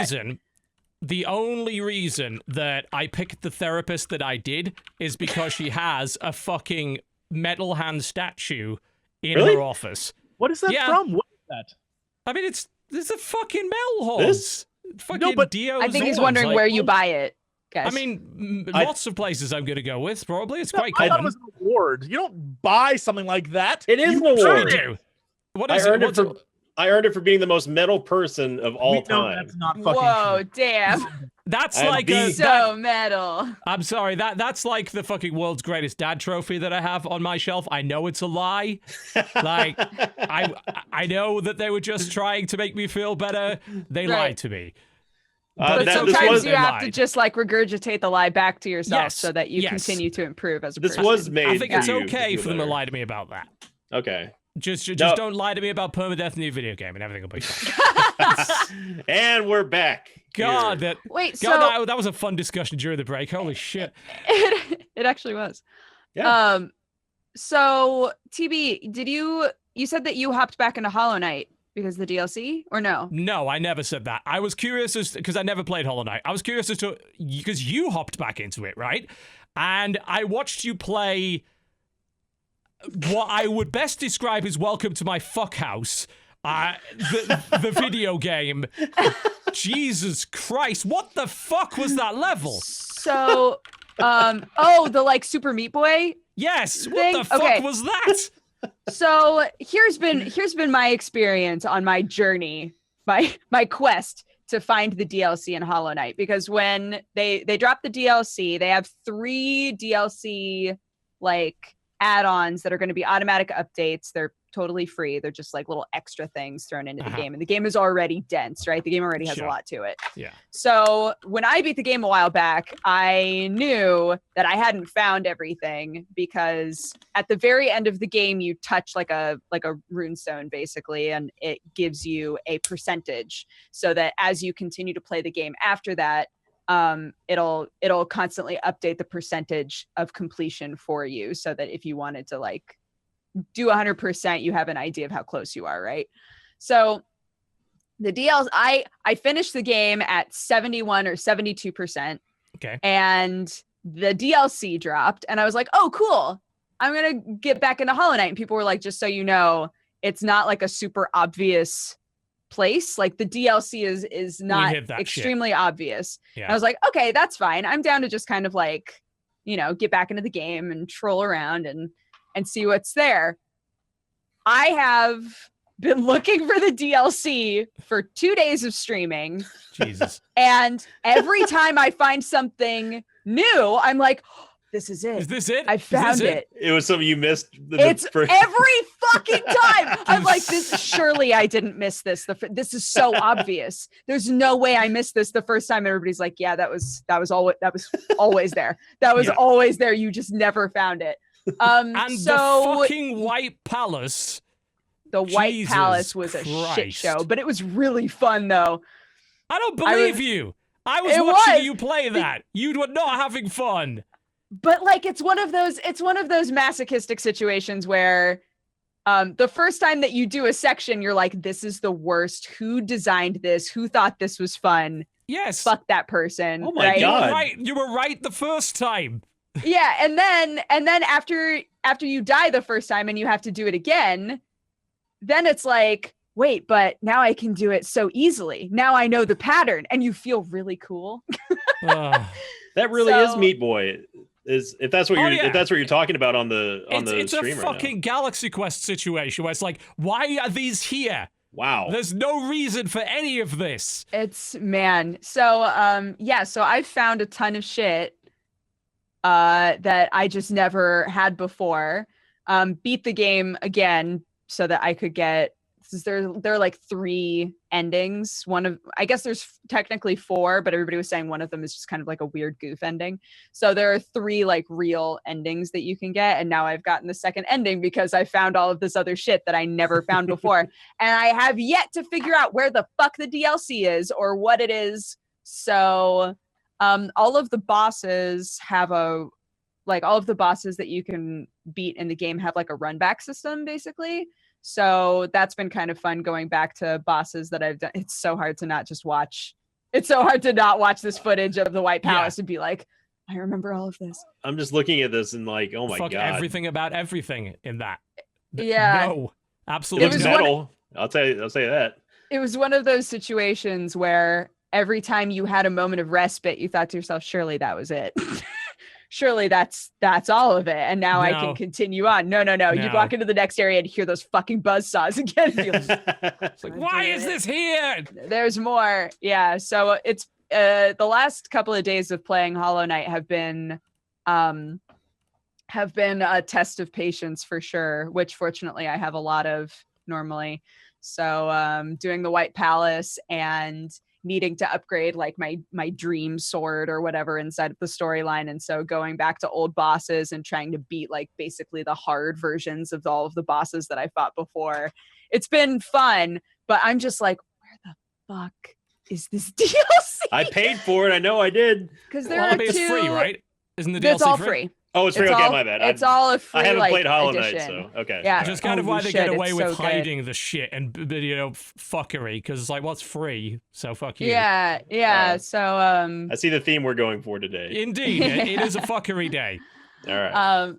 Apparently the DLC came with a fast travel system that'll for sure help speedrunners, and it's also just like really convenient if you're like me and you're coming back after a while and you're like, fuck, I just need to get from like A to B fast, and it's really irritating. It's kind of nice. You can like set a point that you need to go back to consistently. So that's kind of a nice addition. But aside from that, I haven't found the new bosses. I haven't found anything. And people are saying it's really not a place that you would think to go back to. So now I'm going, what areas did where is significant enough that I can think, oh, there's a thing there, but not so significant that I would think there's definitely something there, right? So that's kind of. You've had no desire just to look up where it is.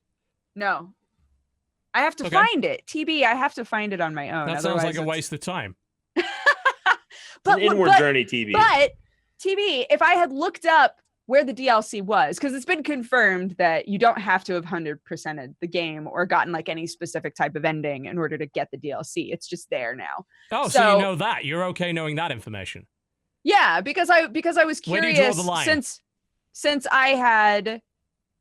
I had beaten the game at 71% and then started looking for the DLC after a decent amount of time, I just wanted to know whether or not I was going to need to commit myself to 100%ing the game before I could even get to the DLC, right? Or if I could just, hop back in and start looking around and maybe stumble onto it.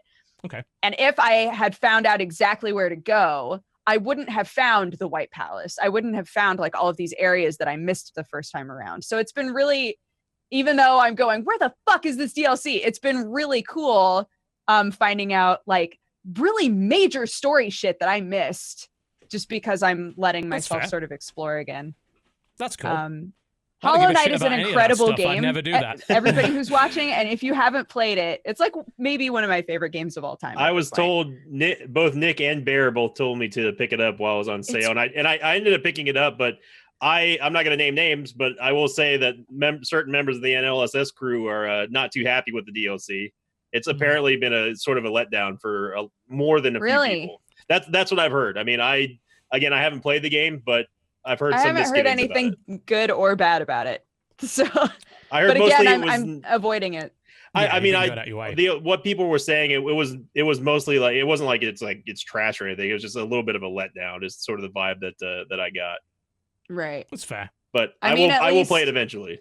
At least it wasn't anything that anybody had to pay for. That is true. Yes. I thought it was paid DLC, so you can't complain about it if you didn't pay for it. The game itself, I'm trying to remember. I mean, it took me forever to get even to the point that I'm at. So I've put, I don't even want to say how many hours into the game, but if somebody was like really focused and remembered where shit was and wasn't backtracking as much as I had to, I think it's like a 40 to 50 hour game. Wow.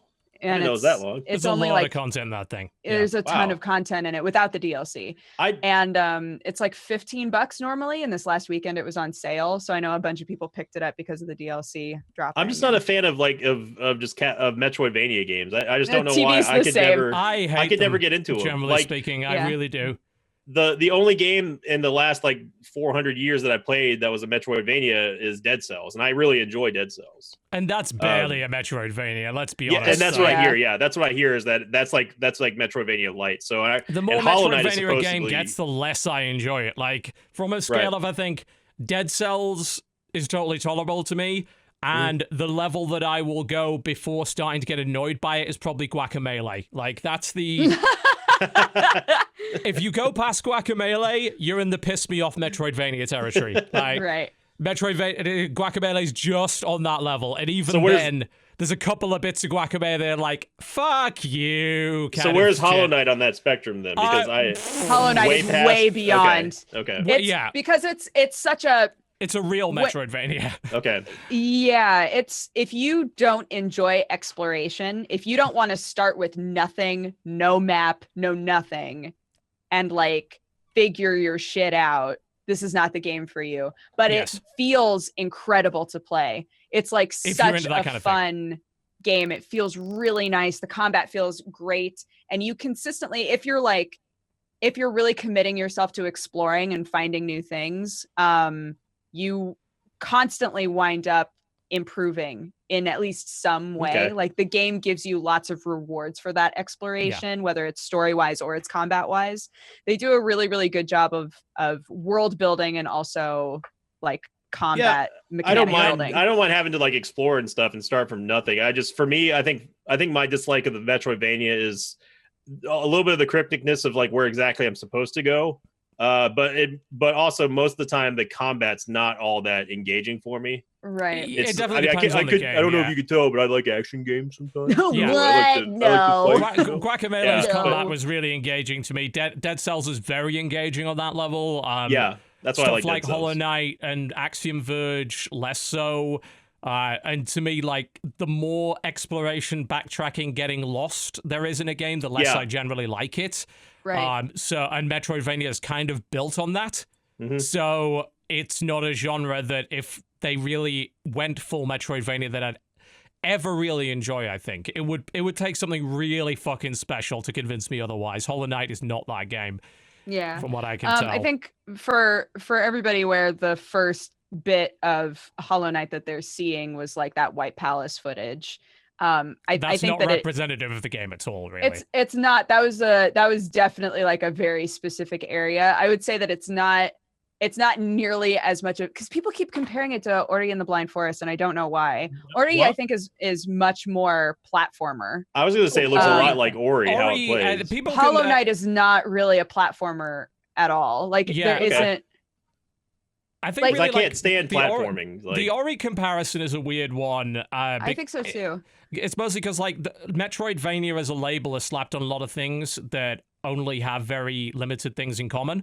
With Ori, the Metroidvania aspect is you need a certain skill to pass a certain point.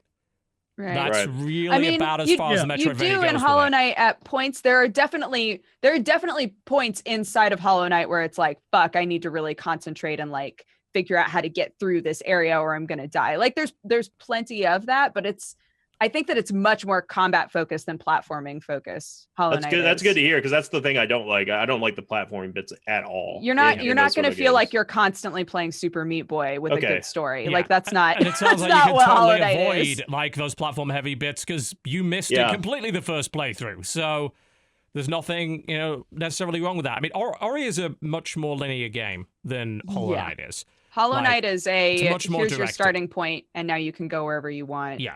Right. And that's That's why not I too bad. prefer Ori.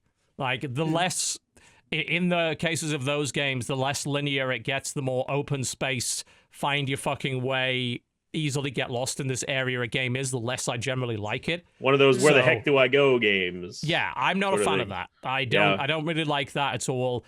I think there's a strength in linearity for certain genres, and there's a strength in non-linearity for others. And it's definitely ways you can do it that are better than others as well. I'd say as someone who hasn't played Ori or Hollow Knight, I think I can see where the comparison. I thought that they'd be somewhat similar. I think it's more of the aesthetics of it all, the music, Yeah. and the fact that you're They're not both you're beautiful playing a in their own humanoid ways. character, but it's not humans. I think that's Yeah, to me both they're gorgeous sort of in their own similar, way. but yeah, that's about it. Yeah, Interesting Hollow stuff. Knight is all about bugs. Yeah. It is. For whatever reason. Ew, nobody likes bugs. No, it's so Yeah. cute. I love it. There's But a it's bug- also really fucked up, and I love it. It's so good. God, Hollow Knight's such a fucking good game. Everybody I'll- play Hollow Knight. I'll It's try so it. good.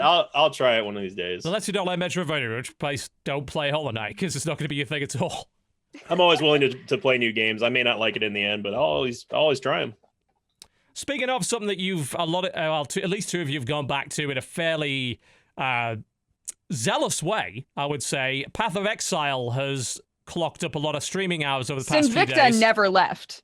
Just to I be never clear. left. Yeah. Sinvicta never left Path of Exile. Yep, I've been playing a lot. I do take breaks every now and then between the 3-month leagues, but the Fall of Oriath expansion, I just now got to the new acts in the It's Harbinger massive, League. right? It's It is. huge. Yeah, it is very massive. I was genuinely curious because I didn't test it, and I didn't read any of the patch just because I like to discover things. See what's different on your own. Yeah. I was really curious to see what they were going to do with the Labyrinth, which is basically how you ascend to the subclasses after you get Okay. to a certain point in Act 3. That's completely addressed. I was wondering how are they going to go from normal hard and then merciless mode to how like they just make it into the other acts. I found there is an explanation as far as like where the stat down and the resistance downs come from. So you could tell they put their time into it, thinking about how they're going to address that. I was worried that it was just going to be we're going to be rehashing the same 4 areas that we've been seeing for years now. And you Right. do slightly spoilerish. You do go back to some of the previous areas, but they're totally different. All right. It's just like revisiting when Cataclysm came out for WoW. It's that kind of I like difference that. from. I like that. If I revisit somewhere that I spent a lot of time in and it's changed since as a result of story progression, I think that's a good thing. Yeah. And they also integrate a lot more backstory and go forward with characters that you wouldn't even care about. One in I particular, mean, I there's won't pay any Nessa. attention to any of them because I play that game solely for killing things Yeah, and getting loot. So I fuck care. characters. I care literally zero about lore. I'm not a lore guy. But there is. Jesse. I know. I'm an anti-Jesse when it Jesse comes to just that. wants to like go in that room and just start vomiting on Sinvicta's head constantly. Like it just never ends. Just Say where you live. Yeah, there's a new fanfic right there for you. Shit got Terrible. real weird over the I last would couple not of weeks. read that. No. Not me And neither. then Jesse puked on him. And he kept puking. And then he gave him this award for that. Best puke award. But they do things like there's this one NPC in Act 1 of Path of Exile named Nessa. I'm not going to tell you what happens to her, but she becomes a major focal point in Part 2 when you get to the new acts. Other NPCs like Gruth, like Silk from Act 2, all those NPCs. I don't remember and any of those. I'm revisiting Act 3 now, where you saw all these NPCs that they were just NPCs. Just I mean, like they're basically vendors in the old school. Now they're becoming more involved with like, hey, this is a major part of the plot that we have to go and find this person or kill this person or stop this person. And I was really surprised by that, because they give you a really good reason that you have to go back and revisit places that we've all known and loved for years. So it is the best expansion they've come out with. It is fantastic. So how do because I played this game like 4 years ago or something, and I'm coming back for the first time and starting from scratch, and it's been really fun, and I forgot just how daunting the tree is and everything, but it's been cool. I have to redo my level 34 character skills, so I'm like, I don't want it, it's scary. Just re-roll. Yeah, everyone that I'm playing with, like I've been playing a little bit with Sam and Cinnamon Toast Ken and all them, and they're all using, like, they've all found builds that they're using. I just did my own. Really? Like, and as far as I can tell, like, you can't really fuck it up. Like, unless you're like, oh, I've got to be super competitive, bleeding edge, top 1% DPS. Like, it just doesn't matter, really. I remember because anything else. Let's be real.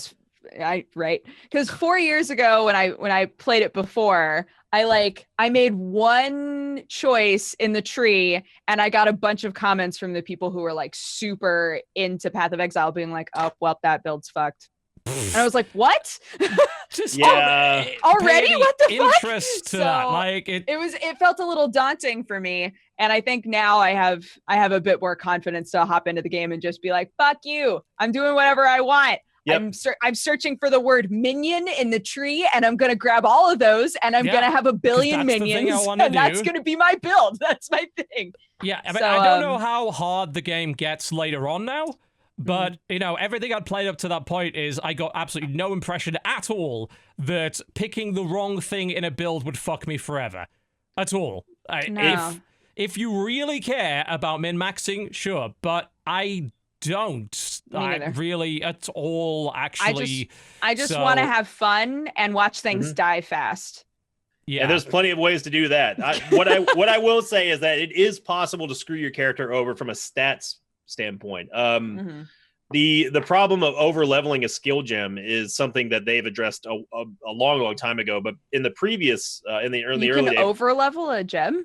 Yeah, so what does that do? Like, how does that negatively affect you? So when you level up a skill gem, it increases the base stats that you have to have in your character in order to wield that. So, for example, if you have Frostbolt, if you go past a certain threshold of, your intellect needs to be 78. That's actually happened to my character when I logged back in. It's like, everything you're wearing doesn't work now. I'm like, shit, I've got to fix that. For those of you who don't know in Path of Exile, your characters, when they level up, they do not gain any base stats. All the base stats in the game are given to you at the start, and that's determined by your class.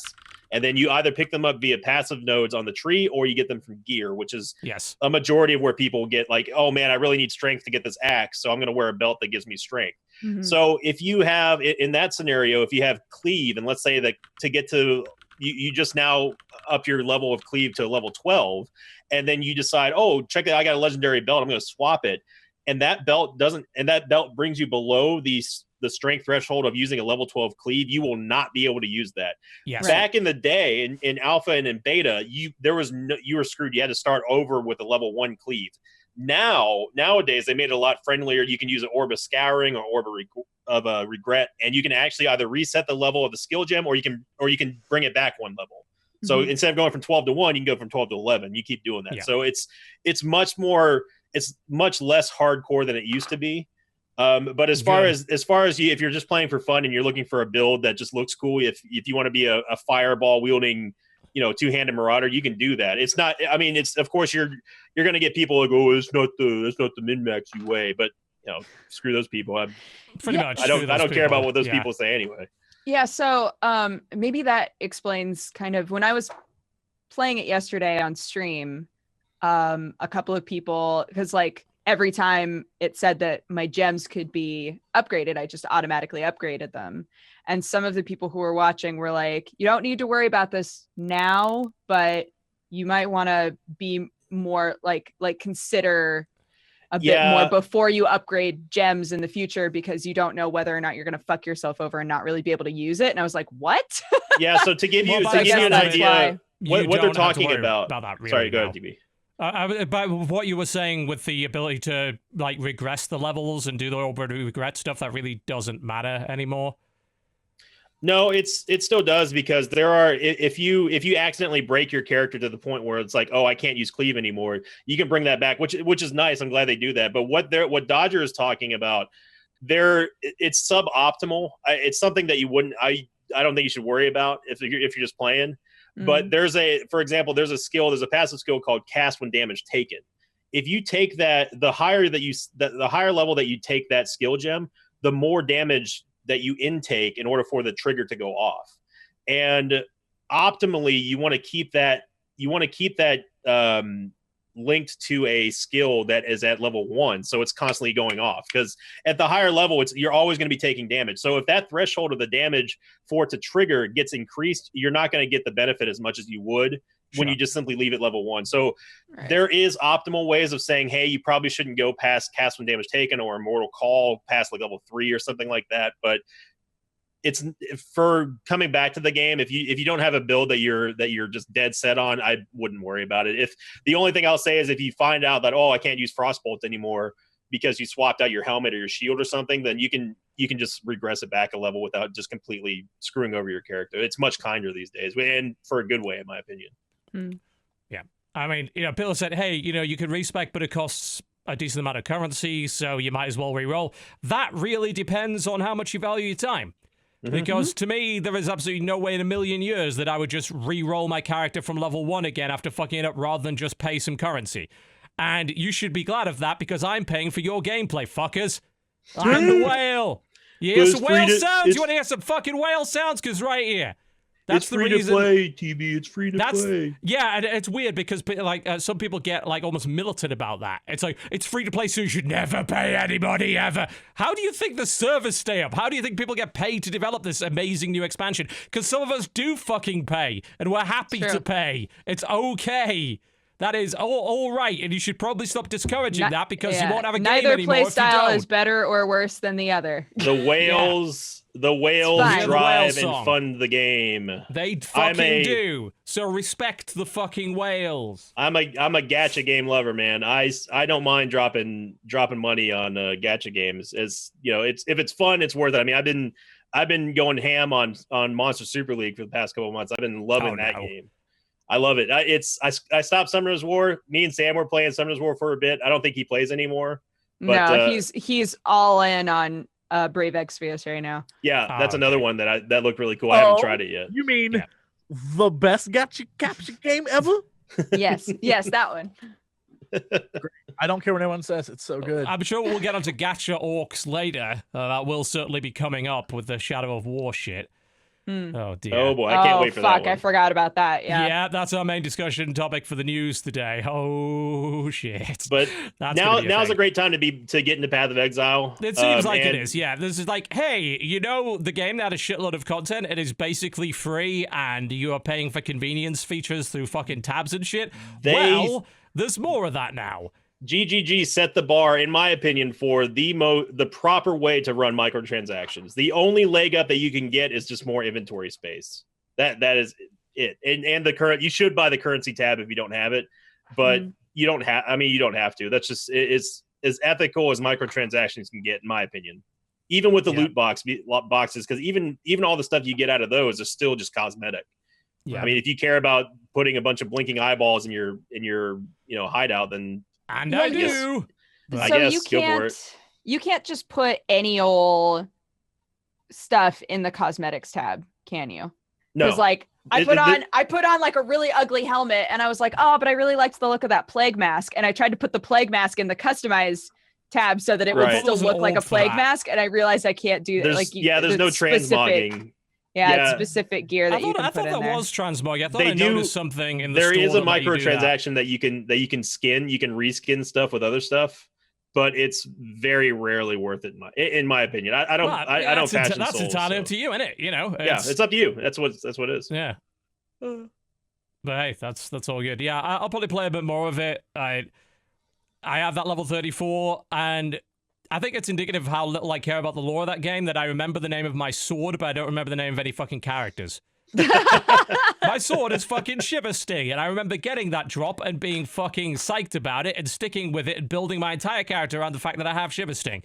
And I still have Shiver Sting. I currently can't use it because I need to do my respec to be able to use it again, but I will. And when I do, you guys gonna get fucking destroyed. It's gonna be great. You should see the build I'm running right now. I'm running a glacial cascade trapper build, or a mine build, where I throw down the mines and I detonate, and it's just icicles cover the entire screen and just obliterate everything. Yep. Oh my god. Yeah, That's kinda Sam is doing like a pyromancer kind of a thing, and he literally walks into a room, presses one button, and just comets fall everywhere and everything dies, and then he walks into the next room, presses one button, comets everywhere. It's like, what the That's fuck? why that game is fun. That's why fucking Diablo 3 is fun. That's the best part of it. It's just like that Diablo feel. Yeah, where you're just like, I just want to be overpowered and annihilate everything. That's the fun. And the game has some overpowered bosses too. They'll put you 6 feet under if you're not careful with those reflex, man. And that's the beauty of Path of Exile, is that they take ARPG to such an extreme. It's like you can break the game with a multi-strike flicker strike build, which is what I used to do. I called it the Caesar build. So I would literally be doing this on the entire screen, but then you'd run into a boss that has physical reflect, and you just die if you're not prepared for it. So the game is it's punishing, but in a good way, because you always realize how you die. But the beauty and the appeal for me anyway is just seeing all the crazy things that the engine, especially the new engine now that they've got 3.0 out, can handle. It's really impressive. Fantastic game. Best ARPG ever. Yeah, that's why I enjoy it. It's ridiculous. I'll show you the trap build sometime later, TB. I'll make a clip of it or something. You'll see how crazy I'll have a look at that. My stupid fucking two-handed You're duelist build that I have. Yeah, but it also does a bunch of other shit. So, I can't actually you put multi-strike on there or something? Or I think so. I can't remember now. It has been about 3 years since I've played that character, but I am intending to play more of that game. It's great. It's definitely good. So good. Yeah. Another game that I did dip back into now that it's finally officially out is Lawbreakers. And it's out now? Yes, it is out now. They finally did release the thing. It's got a relatively active player base. Certainly wouldn't say it's massively successful. It's about 3,000 or 4,000 people online, which is fine enough for a 5 versus 5 game. That's not really important. Matchmaking hasn't been a problem up to this point. They since I last played the beta, they've added a couple of new classes in. They polished up some of the shit. I still think the game has some issues that can be solved by better map design. And I think that's sort of what there's 2 main problems that I have with the game, and one of them comes down to map design, the other one comes down to teaching. The map design issue comes down to the idea that a lot of the maps are too small for the modes that they're on. There's a mode called Blitzball, for instance, where you pick up the Rick is the voice actor from Rick and Morty, I think, or it's Morty. I don't know. I don't watch that fucking show. Same guy. Yeah, one way or the other. You pick the ball up and you take it to the opponent's goal. Simple as that. And if you die, you drop the ball. It takes a couple of seconds to pick it up again. Very, very simple mode. The ball bounces around and yells at you because that's kind of funny. And if you wait too long, the shot clock goes off and it resets. The problem with that mode is that you have a lot of momentum in that game and a lot of abilities that let you move real fucking fast. And the maps are not really designed around that, so you can pick the ball up and get it in the goal within about a second and a half of you picking it up with certain classes, which is a tad fucking silly and very, very hard to defend against, especially with a disorganized pug. The other issue I have with it is in the battery mode, where you get the battery, take the battery to your base, charge the battery, you have to charge the battery to 100%, and then hold it for 10 more seconds, then you get a point. Is that the battery areas are way too easy to defend. And what I found is that we got the battery, got it to our base, then sat in our base, had no problem at all holding it because there's only 3 small choke points that go into that room. The room is very small, and without a disorganized 5-man push, which is never going to happen in a pug game, there is no way they are breaking that. It would require your team to be stupid and go outside of the room, which they have no reason to do because they're consistently earning points for being there.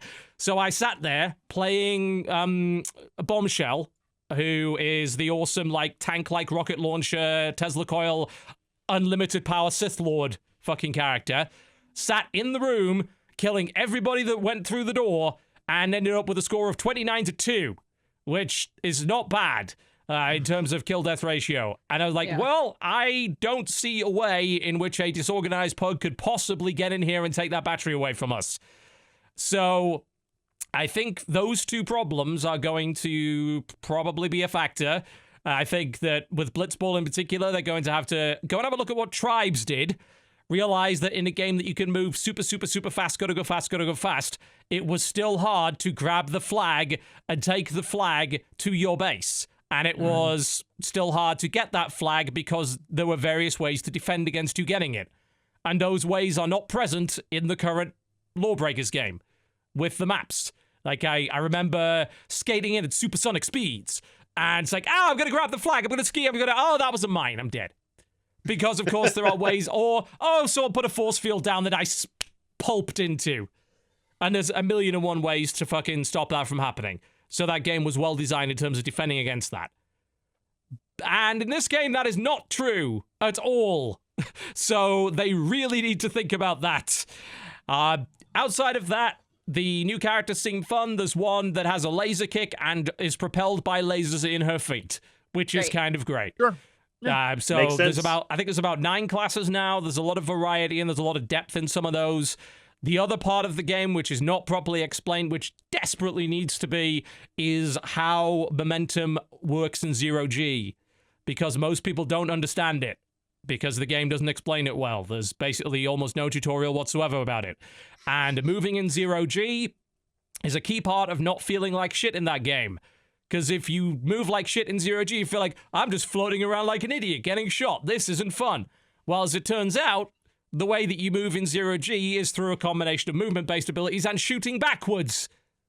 And shooting backwards gives you the momentum to move forwards. And there is a button that lets you shoot backwards. It's called blind fire. It's super fucking important. The game barely mentions that it exists. And that means that almost everybody's bad at it. So it's gotta be comical, though. You see everyone just flying through the air. Let me put it this way. Someone that's good at movement dominates those who are not in that game as a result, because they're literally floating around as easy fucking duck targets. It's a joke. And they're not enjoying the game because they're floating around and feeling stupid. But if they start to figure it out, some of the classes are easier to figure out than others. Like, you play the assassin character, you can throw your knife out and swing on it like a fucking rope, which feels awesome, by the way. You combo that together with your movement, suddenly you're flying through 0G at high speeds and murdering people. Play the Vanguard class, who has a jetpack. She can just boost forward in that environment, which makes it a lot easier. Play some of the other classes that don't have those things and don't understand how blind fire works, you'll feel like absolute crap. So, yeah, the tutorial is garbage in that game. It needs an entire tutorial dedicated to that movement system. Like, it needs a course. You remember in Titanfall, where there was a wall running course that you had to beat in a certain amount of time? It needs that. It needs that for movement. I enjoyed those, weirdly. I thought those were engaging in Titanfall. They were fun. Like, and I think you could build that in. You could build that challenge mode in. Like, go watch a proper player of Lawbreakers use the movement system, and you're like, oh, this is what's possible with it. Okay, I understand now. They've done a shit job of explaining it. So far, though, the game has a player base. We'll see if it does in a few weeks. Obviously, a 5v5 game with short matches is not really a game where you need a huge player base to support, but if it starts to lose player base, which it may very well, because it's a $30 premium FPS, then it's probably going to struggle. I think they need to, the next thing they need to look at is tutorials and map design in a big, big fucking way. In a huge way. They've got to go right in on that. That needs to be their main focus immediately. Because some of those modes do not work as a result of that map design. They are just not good. Yeah. Outside of that, I enjoy it. It's got a nice attitude. Yeah, okay, it's a bit 90s, super rad dude cool. Okay, we actually don't have that many of those games anymore. That's actually okay. I don't mind kicking somebody in the face and then that person, then my character saying, go fuck yourself to that person. That's actually fine. Okay. Yeah, I know a few people who are enjoying it, but I don't know a lot of people who are playing it, if that makes sense. Yeah, it's not a big launch, there's no doubt. I know Sohinki's been playing. He's been asking me to try it. Sohinki's been playing it a ton. Every time I see him here, I'm like, what you do? And he's like, oh, just playing Play some Lawbreakers. Yeah, wanna- if you get guys wanna into play? it, you definitely want to drag other people into it. For obvious Yeah. reasons, because like, hey, this is actually good and has original ideas, and the character design is way more in depth than Overwatch's. Like, if you thought, hey, Right. I like the idea of Overwatch and having skills and a character, but I wish it was way more in depth and rewarded my skill way fucking more. That's Lawbreakers. In a nutshell, all the characters reward your skill in a much bigger way than Overwatch does. So, you know, if you're looking to kind of graduate from that style of play towards maybe one that's a little bit less team-based, a little bit more focused on individual skill, then that's it. That's the place that Lawbreakers has in the market right now. That's what it's for. That was my favorite part about Titanfall was the parkour movement and having momentum and flying through the air, like, but gracefully though. I mean, Yeah. feeling like I would have no control over that doesn't sound like a very fun time to me. Yeah, and you feel like you don't unless you learn how to chain that shit together. Which Like, the game doesn't fact- teach you. The game doesn't teach you that at all. No, Yeah. it's like, hey, the character I usually play, Titan, can rocket jump. Does the game tell you about that? Fucking no. Would you assume that she could rocket jump? No. She's the biggest character in the game. Like, she's huge, and she's like 650 HP, big tank character. Yeah, she can rocket jump, and that's kind of important. And you can chain that together with all sorts of other shit. And the game never tells you any of that. Yeah. Oh, dear. Yeah, they have to. They have to. They really have to. It's going to Not suffer really so selling me on the badly. game TV. No, it's not. And it's not my job to sell you on it. It's my job to tell them, oh, God, you fucked up by not telling people this. Jesus. And that's Because why we see- love you, TV. I see so many comments about this game on forums and on Reddit and shit about that movement. So, well, the movement feels like shit. It doesn't. You just don't know how to do it. But it's the game's fault for not teaching you. Right, absolutely. That's the problem. Is it's a game mechanic that is super difficult. Yeah. And the game doesn't bother to explain it. It's one of the most original parts of the game. The fact that you can fire backwards, to the best of my knowledge, has never been done in an FPS before. Ever. To the best of my knowledge. Certainly not in a competitive one. And yet, not only is it useful for firing at people that are behind you and chasing you, but it's also a key part of the momentum mechanic. And the game explains neither. God! I just need someone to go in there and just get an old fish, like a 3-day-old fish, take it and just slap, move on to the next dev, slap, move on, and keep going until all the devs have been slapped, and then they will realize that they have made a huge mistake. Me and Jesse both had the same reaction. You're wondering where you were going with that one. It's a weird thing that I think in the market of like competitive FPS games, people have to get creative, and I don't know if this was the right direction of creativity. It's cool, but it's difficult for people. Like, it's already difficult for people to understand, and then to master and all that stuff. It makes people the exact same thing with every time a company came out with a new MMORPG. It makes people just want to stick with what they know, and so rather than move on and try something new, they're like, that looks complicated. At least I know how to play Overwatch, and they just stay with it. Oh yeah, familiarity is definitely a strength of those games, no doubt about that. Getting people to move in particular when you ask them to pay $30 is a tough fucking sell. No doubt about it. And that game's going to have to battle against that. And a lot of people say, well, this is going to be the new Battleborn. I don't think so. I think Battleborn made a lot of much bigger mistakes on launch than this game has. Like, it was barely watchable for one thing. Yeah. Like, you know, this game does not have that problem. This game is visually distinct. It's a little bit of a tragedy what happened with Battleborn, because I actually enjoyed the game. We did, Force Strategy Gaming, I think everybody Mathis. here did to some extent. We did that charity event for the launch and stuff, and that was a lot of fun. It was just like, you know, if they would have tuned down the visuals, I think it would have been great. But explain the concepts better, and you know, just I agree. The marketing was all over the fucking place. Yeah. Oh dear. And obviously wrong place, wrong time. We come back to this every few weeks, like we lament Battleborn, but ultimately, like, yeah, it was a good game drowning under bad ideas and bad decisions. Yeah. And there's only so much you can be an apologist for that before you realize actually the game and the devs were kind of at fault here. And we really can't blame people for not sticking with it. You can't just sit there and say, gamers are so dumb and won't try new things anymore, and I resent them for that. It's not the consumer's fault for not being convinced to try the game. Like, yeah, it's the dev's job to convince them of that. Yeah. And everyone was going with the caveat of, oh, well, it just came out at the wrong time because it came up against Overwatch. I mean, it did. It but did. Simultaneously, did it stand a chance any other time? I don't know. No, Not because in they that wouldn't. state. They didn't show the fun parts about the game. They were too busy making sure that everyone knew it wasn't Overwatch. And it's like, about communicating the soul of a game, right? Right. It was like I always go back to this because like it's something that I'm kind of proud of, but maybe shouldn't be. The way that the devs of Renowned Explorers wrote that article, which basically said that I saved their game, right? And the way that they said that I did it, and the way that nobody else managed to do up to that point, is that I was able to communicate the soul of that game to my viewers in a way that nobody else had done before, and that's what allowed them to break through triple S sales and basically survive as a studio, right? Games, especially ones that do different shit, have to be able to communicate that vision to the consumer. And if they fail to do that, that game will fall flat on its fucking face, and it doesn't matter how innovative or good you are. Doesn't matter. The consumer needs to tap into the same thing that you did in the development house. They have to understand that vision and why it's exciting.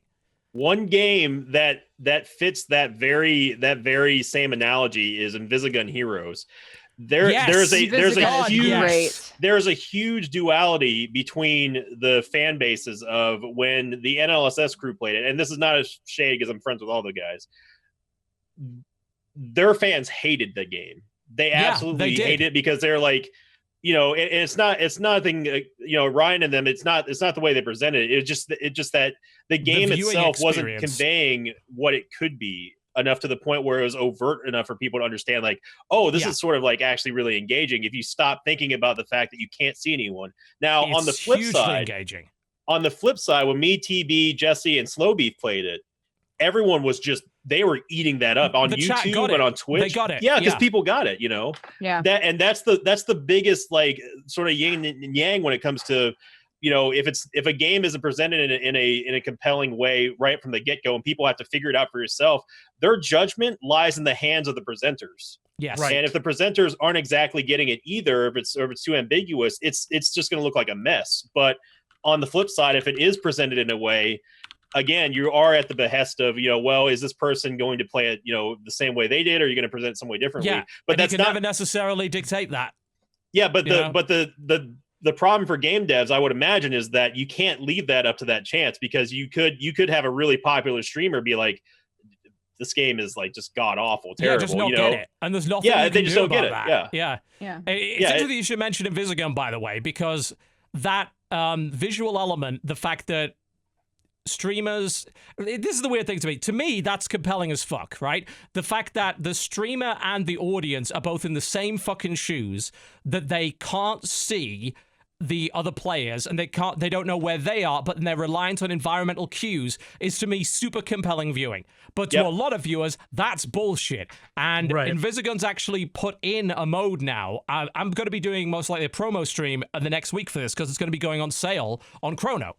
And it's like, hey, we've put the mode in now where there is a spectator mode that lets you stream, and it lets the stream viewers see, with a delay, obviously, where everybody is. So the stream viewer gets a different experience to the player.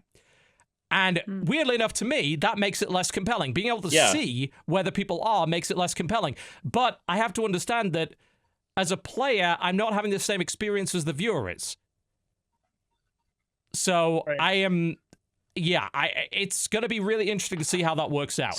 To me, it's a difference between you're playing in a game where someone else is commentating versus you're the one doing the commentating. Like, if you can, in Invisigun, if you can say, like, obviously all of us are going to be speaking out loud, like, oh, I saw that footstep there, TV, or I saw Jesse do the flip or whatever, versus someone who, you know, if we're just watching like an esports, if someone's commentating, then yeah, everyone being invisible would certainly be like, what the hell is going on? Like, you know, even the casters can't see anything. But if the players are the one, if the players are the one engaging the people into the game, to me, I think that's way more fun than just being able to see everyone on delay, you know? So yeah, I mean, I agree with that, but simultaneously, we've seen both sides of that from the audience, haven't we? Yeah, we've man, seen the audience that hated that, and we've seen the audience that didn't. The NL fan base absolutely hated that. They hated Space Food Truck. I love Space Food Truck when we played it. I loved Space Food Truck. We got good response on the Space Food Truck when we streamed it as well. Yeah, it was a ton of fun. I mean, but they tried it on the NLSS, and that game bombed hard, man. It became a meme in of itself. It's like, oh, this is another Space Food Truck. I'm like, man, I love that game. I love Invisigun Heroes. Space Food Truck's great. I wish the game took off more because it was actually a lot of fun when we were playing. Maybe it. NLSS just need to be more entertaining. Am I right? Yeah. Maybe they just need to be better. Take that, Rehab. Maybe they just suck at their jobs. It's always hard when a game, like speaking of face food truck. Face food truck. Yeah. Speaking of space food truck, I do not enjoy playing that game by myself at all. Like I do think that it's harder when a game is reliant on you not only playing with another person, but like getting the maximum amount of enjoyment out of playing with people that you know. I think that winds up being a big barrier. And it's not that I don't think that those games should exist, because they absolutely should, because they're very, very fun if you have all of the right variables in place, right? It's the social intangible is really important, because there's nothing stopping you playing Space Food Truck as a solitaire game.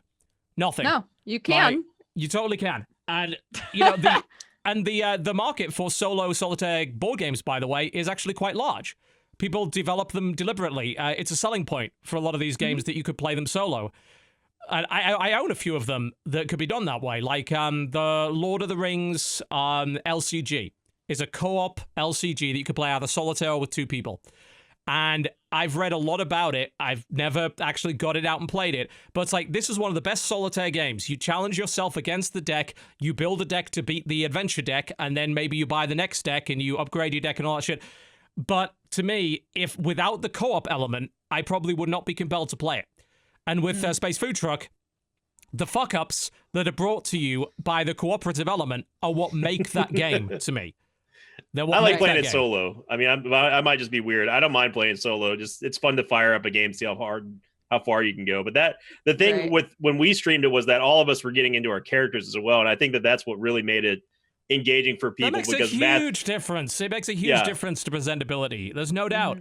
There was absolutely no doubt about that. And when the life support gets dinged by a meteor, and we're all like, "Why is that on the outside of the truck?" And then we yell at Mathis and we yell at Ryan for being the scientist, right? And that made it engaging. But I have fun playing the game solo. But again, I just might be weird in that sense. For that no, game. I don't think you are. Like, I think there's a significant audience for that in particular with those deck builder style games. There's totally a solitaire audience for that, and that's totally fine. But yeah, as a viewing experience, it's like adding that intangible, the social element to it is what makes it for me as a viewer, but also for me as a player. I don't want to play those games solitaire. And if you're not doing it, it's probably really boring. Yeah, probably for a lot of people. Yeah. Cool. Yeah. Shall we move on to some news? Should we talk a little bit about that? Let's take a short break. Let's take a couple of minutes break, and then we'll come back. We want to talk about Shadow of War. And they've been talking about the fact that every single announcement for that game seems to piss people off more and more.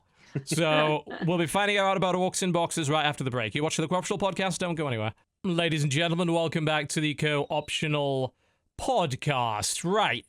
Okay, Shadow of War. So the sequel to Middle-earth Shadow of Mordor is coming. A lot of people were quite excited about it, especially when we heard the expansion of the Nemesis system and how forts were going to work and stuff. Although some of us had a little bit of skepticism that was going maybe a bit too much in the Far Cry route of bullshit. Well, the bullshit has sort of been magnified significantly over the last few weeks as announcement after announcement has come of features that I think a lot of people probably didn't want to be in their game.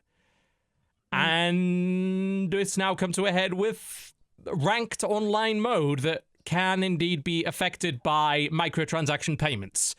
So that's great. It's started to culminate over the last couple of weeks with the announcement of the market, because everybody wants that fucking word to exist in their video games, right? Oh, yeah. I love markets. Why would you ever not want that? This was, they explained, oh, well, you could buy premium chests to skip if you want, but you could totally acquire this gear in game, and there's another currency that you could acquire, blah, blah, blah. And whenever I hear like the word multiple currencies, I just sort of want to take a drill and shove it in my eye and just turn it forever. It's pretty metal. It is, but painful, but probably less painful than dealing with that. that was like that of course started the first set of controversies. Like, oh well, it's optional. It doesn't matter. You don't have to buy them. And it's a single player game, so it doesn't affect anything. Right up until we discovered that the game actually has an online leaderboard based fucking ranked mode where you can invade other people's fortresses and permanently kill their shit, which is actually affected by the chests that you can buy. At which point that argument went right out the fucking window, didn't it? Yeah, that's an odd choice for this game, I think. I'd say so. Yeah. I don't understand adding in like a player versus player invasion system. And it's the kind of meta invasion system of like Metal Gear Solid 5's fucking forward operations bases, basically, is what they decided to put in here.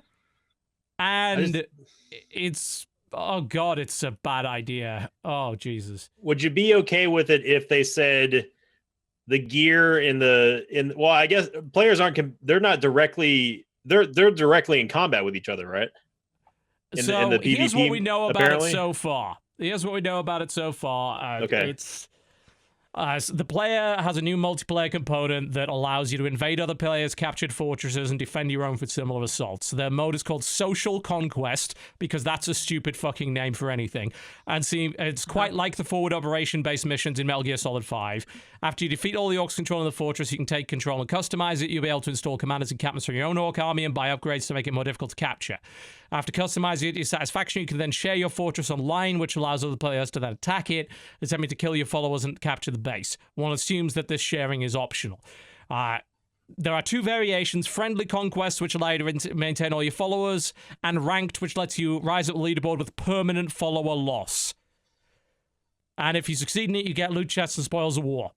And you get items and other shit. And the gear that you can buy actually does affect stats in for the rank mode. Yeah, absolutely. Yes, that's insane. 100%. It affects that and everything else. Yes, Jesse. Yes, Jesse. Yeah. Maybe I'm old. But why is Shadow of War multiplayer and have multiplayer functionality online? Because fucking Warner Brothers, man. They shoehorn in this shit. Because they couldn't do a pay to win then, Jesse. That's what I'm wondering too, is like if the first one did well, and so now the big companies that are associated with it are like, but shove now as much bullshit do it in again, as we can. And we can get more money. Because no one is boycotting this shit. I can guarantee you this. The amount of apologism I've seen over this game and all the bullshit that's been shoehorned into it has indicated to be proof positive that the only people that fucking care about boycotts are the people that are boycotting games they would never have fucking bought anyway, and their principles go right out of the fucking window as soon as it's something they actually want. It's real easy to boycott something you never wanted to begin with. Yes, Jesse. Maybe I'm old. I don't think you are, because I think we're on the same fucking page here, but go on. Why wouldn't they address the issues from the first game, the few that there were, and the fact there was no final boss, and just make a better version of the first one that was pretty fucking dope and not add stupid shit? Well, yeah, like when we first started hearing about Shadow of War, I think everybody was pretty jazzed because it was like, okay, it's going to be the same game, except they'll add in the shit that wasn't so good. Yeah, like the orcs can like join your side and wind up being like friends or being enemies, and like that, like expanding on the Nemesis system and all of that, because that was the most engaging part, of Shadow of Mordor. It totally was, and no other game up to this point has done the Nemesis system, and like they've gone all in on it. Like you can import your biggest ally and your biggest nemesis from the first game so they can be in your second one, which is great. And that is awesome. That is an awesome feature. They but they've focused so much now on other shit that I'm like caring less and less and less about this nemesis system. How do we monetize this? It's being overshadowed. I like it. Yes, good. It's good. Yeah, I mean, To me, like the microtransaction get a legendary orc out of a box bullshit is overshadowing the Nemesis system because you are essentially putting in a way to massively inflate the number of orcs that are in the system without having to encounter them in the game itself. And now this ranked mode is in, we know for absolute certain why that buy-the-box system is there. Because yes, the ranked whales will absolutely buy orcs to be better at that. And especially since the orcs can permanently die in the ranked system. Of course they will buy that. 100%. See how much people spend on Ultimate Team mode in FIFA and tell me that there is not a huge market of whales for that. The reality is that Warner Brothers, they're not okay with making lots of money. They want all of the money. They're not okay with just $60 plus DLC. They want thousands from people. Am I remembering correctly because this thing is saying that each box will have weapons, armor, XP, and characters like followers. You can get. Yes. There was no weapons and armor in the first game, right? It was you leveled up a skill. Not loot wise, no. They didn't have a loot system the way they do now. There's a full on epic, legendary, etc. loot system in the game now. So this is a game. It's less story driven and more grind driven, is what they've created. Oh, totally. Yeah, because fucking stupid. I don't want to play that. I want to play it. Continuation to the first game, which had an ending that wasn't really a fucking ending. God, and you want to share the narrative that was created out of your nemesis and your ally system. Yeah, you see, that's the bit that I cared about. I don't care about the preset story. I cared about the stories that I was able to make in the nemesis system, and I cared about that fucking asshole over there that I basically went on a 6-hour detour just to fuck with because he kept showing up and fucking with my shit. That, to me, was super fucking compelling, and I wanted them to expand that, and they have, to some extent, but in doing that, they've stuffed it full of bullshit, which may or may not be enjoyable at all, and now they're stuffing it full of even more bullshit, which is extraneous, and the argument that you can ignore it, in terms of the online ranked, yes, you can. But one, it's a bit weird to do that when it's a boxed feature. It's like, hey, ignore a thing I paid for. That's good. And they're probably going to be pushing it in your face quite a bit. I can't. It's not going to be good. You know it's not going to be good because they're giving you the option to fucking buy out of it. To skip it. Exactly. You know it's going to be shit. Exactly. Like, infuriating to me. If it was good enough to stand on its own, they wouldn't let you have the option to skip it in the first place. That's it every time. And when people say you could avoid buying this thing and it doesn't affect anything, do you seriously believe that they haven't been fucking a little bit with the drop rates to encourage you to buy boxes? I don't believe that for a second. We came out of this debate with fucking Dead Space. We've had this debate with Assassin's Creed. Whenever they've pulled this shit, do you seriously believe nobody went in there and fucked with the drop rates a little bit to encourage people to buy this stuff? TB, I'd like to sell you this container of Rudy's sissy sauce here. It keeps tigers away. If you just want to give me money, time out. Rewind it. Time out. What is sissy sauce? What is Rudy's barbecue? What is sissy sauce though? What is it's it? It's the non-spicy version of Rudy's. Tex is a bit serious about the spice in barbecue sauce, so I don't know if I am not a spicy fan at all. Sinvicta, can you do me a favor and hold it up and go, a cream of the crop? Can you do that for me? Do I have to do it? Do I have to do it in the Asian accent? The crop. The cream of the crop. The cream of the carp. The cream of the carp. God damn it. Sauce. Randy Savage rolling his grave. You said I could do it in a stereotypical Asian voice, Jesse. It's Macho Man Randy Savage. There's no Asian in it. Cream of the World Wrestling Federation. Cream of the cream of the crop. Cream of the crop. I'm so glad I could. I'm so glad I could derail that. I just. What happened? No. The argument that I absolutely like, I just don't get, and I talked to TB about this yesterday, is that there are people out there who are like, well, protest with your wallet and just simply just buy the game. And just buy the game. Just buy the game, but not the boxes. I'm gonna make a stand here and say that I don't like this microtransaction stuff, but I'm only going to do it after I pay the full price for the game. That doesn't make any sense. No, you dumbasses. You can't have that. That's just an excuse. The analogy that I came up with was like, that's like going to a concert of name a band.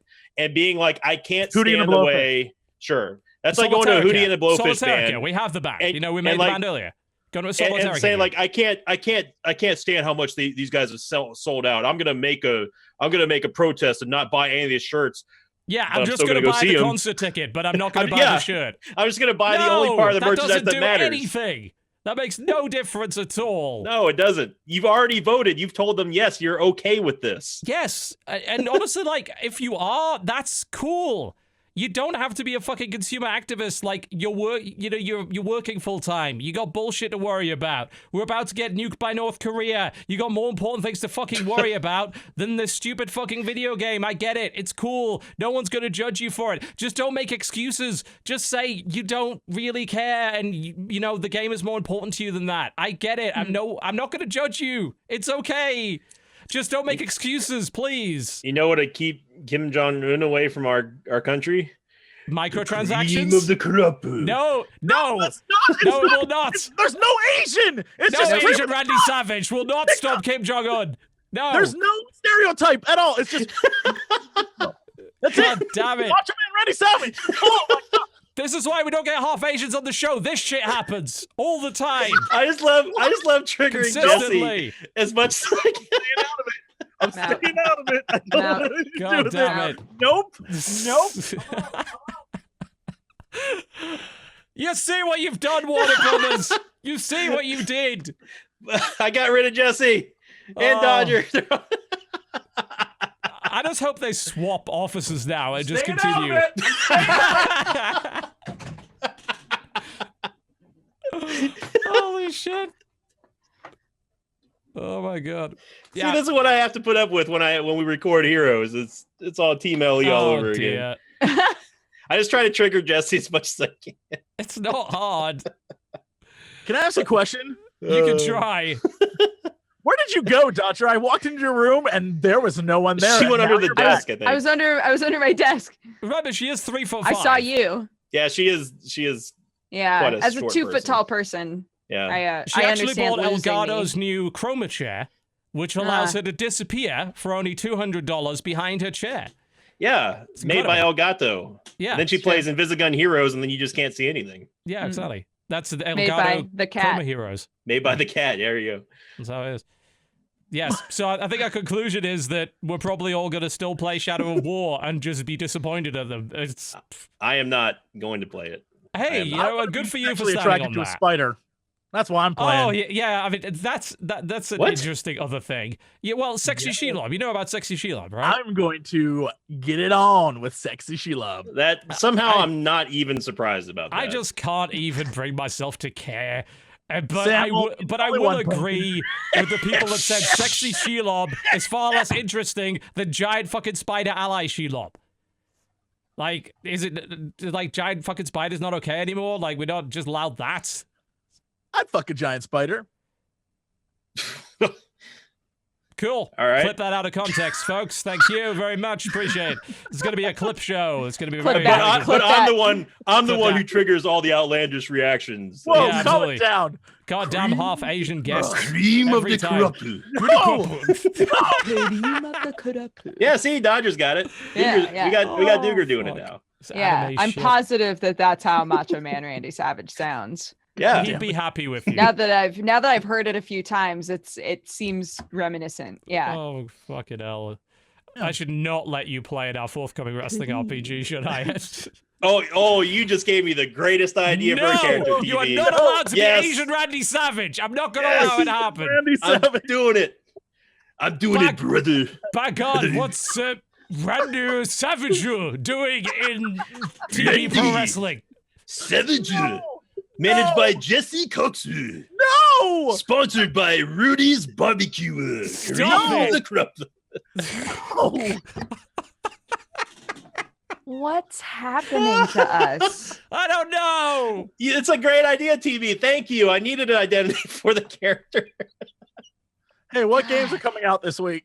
You're not getting paid for the promo deal anymore. I'm not going to give you money for it. God. Fucking Can't wait. Warner Brothers. It's your fault. Best character, the It's best entirely character that we your could fault create for with that. all Thanks, the Jesse. money we have. Yeah, thanks, Jesse. Oh god, I don't know if there was anything else on the sort of block this week for news. I mean, we've dealt with this Hellblade thing, and we still don't even have a fucking answer to it. We've dealt with that. Steam has launched 1,000 games in 7 weeks following direct introduction, which has basically made our release section completely fucking useless. So thanks for that. We're going to do the same thing we did the past couple of weeks, which is just look at the list and pick out a few things that look kind of interesting, because this is fucked. It's fucked. We can't do this segment anymore. This is ridiculous. The list is 200 fucking games long. Jesus. What are we supposed to even do? I don't even know. But what I can do is remind you that next week our special guest will be Lyric, who's got to deal with 3 hours of this shit. So I'm sure he'll enjoy that. He'll show up and we'll be like, here, Lyric, if you could scrub through this list.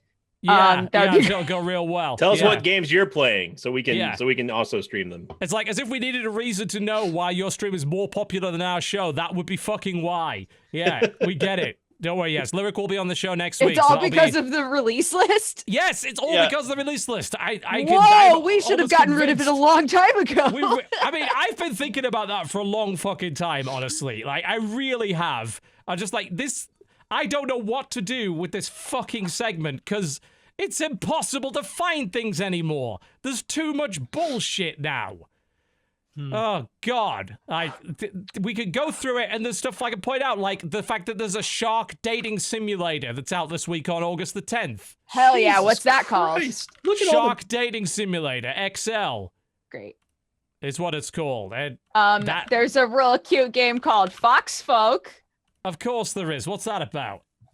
It's a game about family, about the great lengths we would go to for them. Survive as the head of a small family of foxes, unprepared for the winter. Jesus Hunt for small animals, weather the blizzards, and gather firewood. It looks cute. That's like your game. That's like your life. Look at them. Aw, they've got little beds and stuff. Aw, adorable. Apparently there's just like 100 fucking dumb parody visual novels every week on fucking... It's a $3 game. So there's that. That's all you need to do now. Just release a visual novel and make some fucking easy money. I can make a visual novel. In fact, I have at one point. I've been trying to for years. I was going to say, at least one of us has begun that process. I want that so badly. Hook me up. The only game that I've seen that TB just gave me the list to is Impossible. What's Impossible? What is that? I love the name itself. Imagine Pong. Okay. Imagine a Pongo with 5. No, I'm not gonna do it. Imagine Pong with 500 balls instead of 1.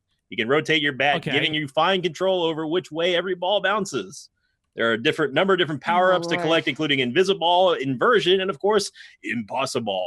Up to 4 players can play locally in 3 different game modes. Impossible. But it has no online.